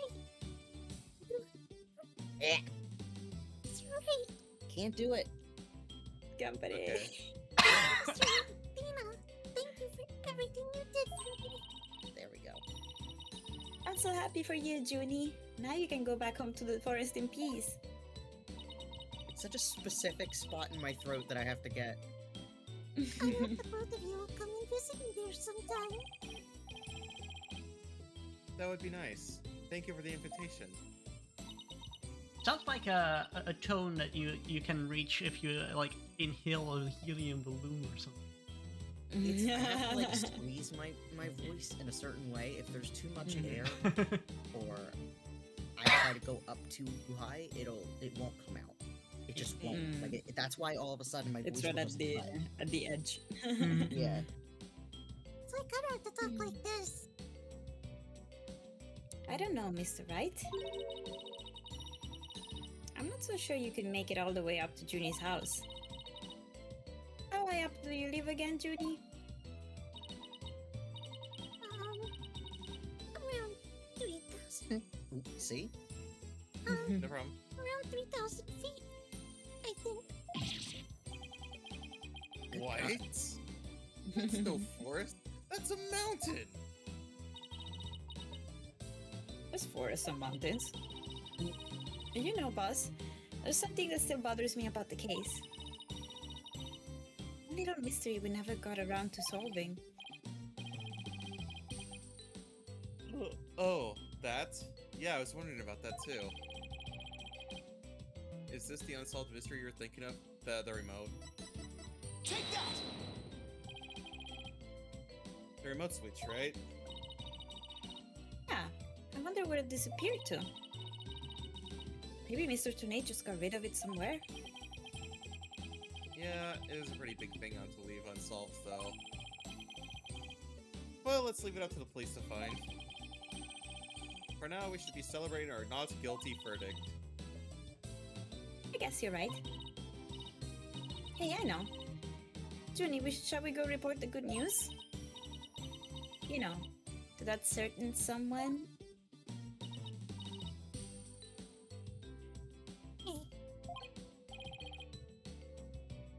Huh?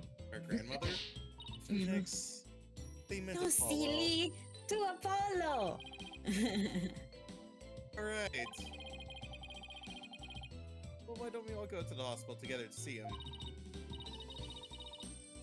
Great idea. I bet he's bored out of his mind.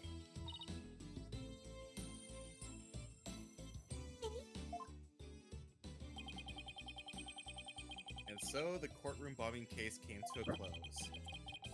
But the next trial was just over the horizon. There's never a dull moment with so many lawyers in the office, that's for sure. Apollo Justice, Athena Sykes, and me, Phoenix Wright. Between the three of us, there's no case we can't solve.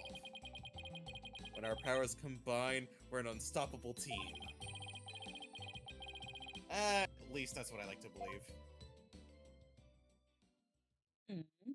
He's got a big family. Yep, Yeah. does now. Where's Trucy? In his locket. Locked away. But all of that changed with what Apollo said to us that day.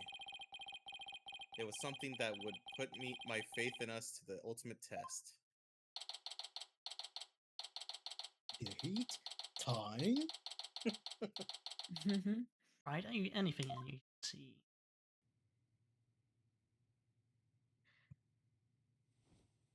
Sorry, It's like he but I'll be aged 10 taking a leave years. of absence. Wait, what do you mean by Trophies. a leave? Chrissy? Can you at least give Yeah. me a reason why? I can only say that this is something I must settle on my own. Oh no, Apollo's his emo face. No! Trucy. Of course, everything changed when he put on that coat to be like Adam from Yu-Gi-Oh! It just wasn't the same anymore. Oh, why, Apollo? Why are you shutting us out?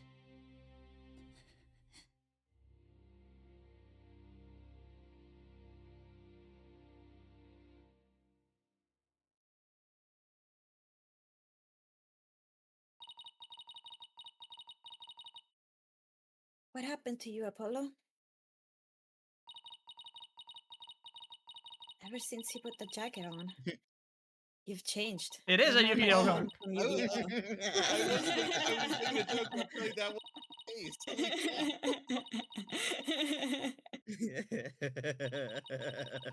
Oops.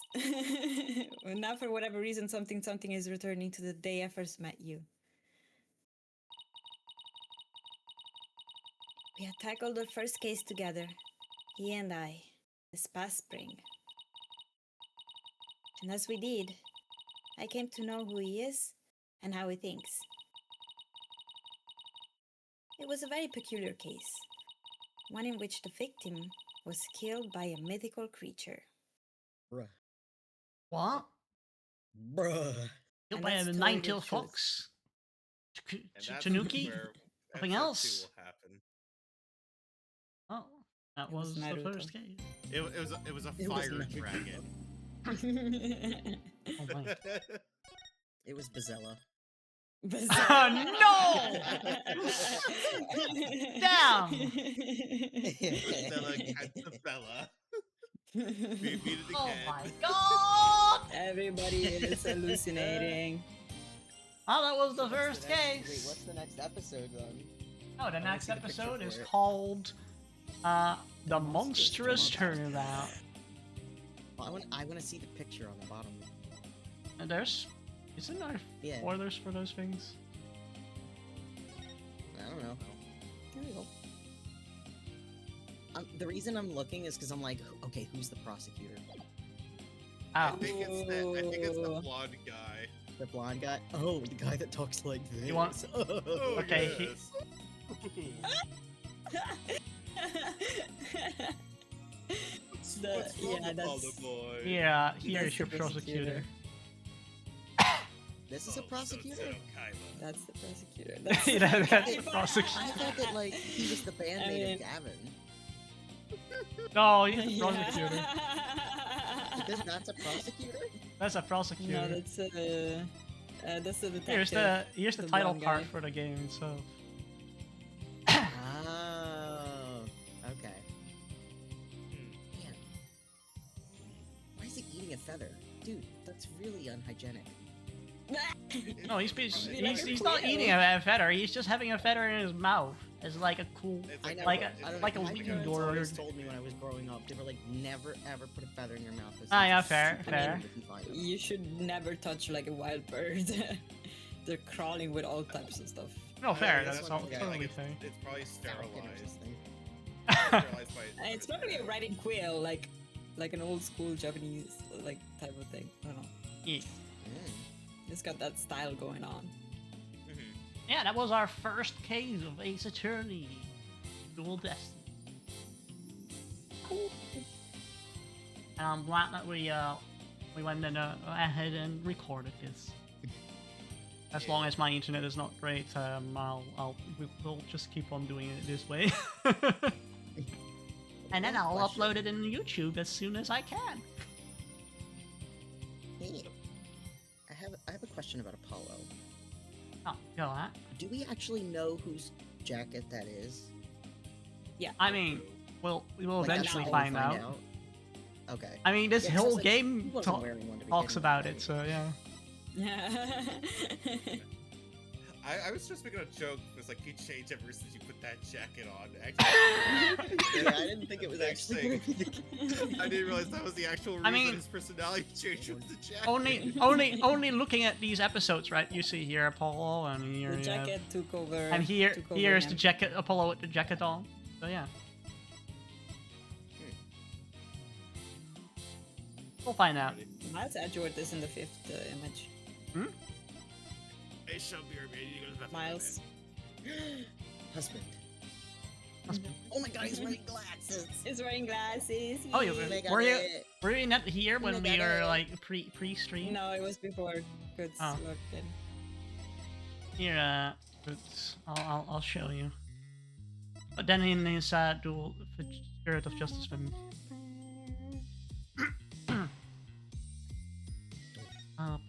Fancy gavel.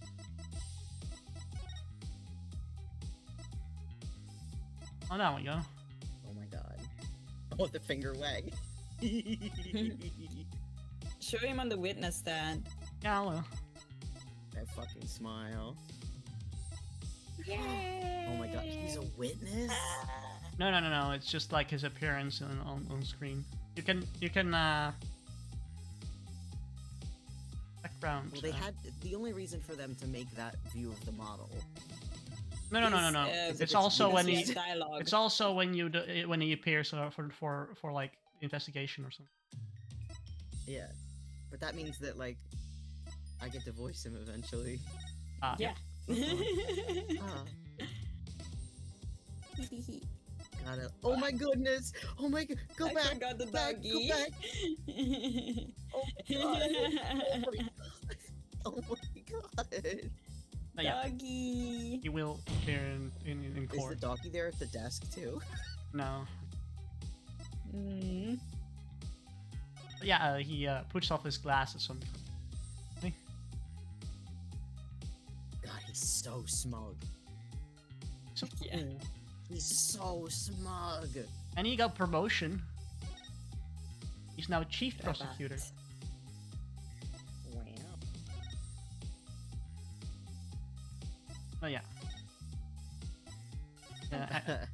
Edgeworth is I'm swooning.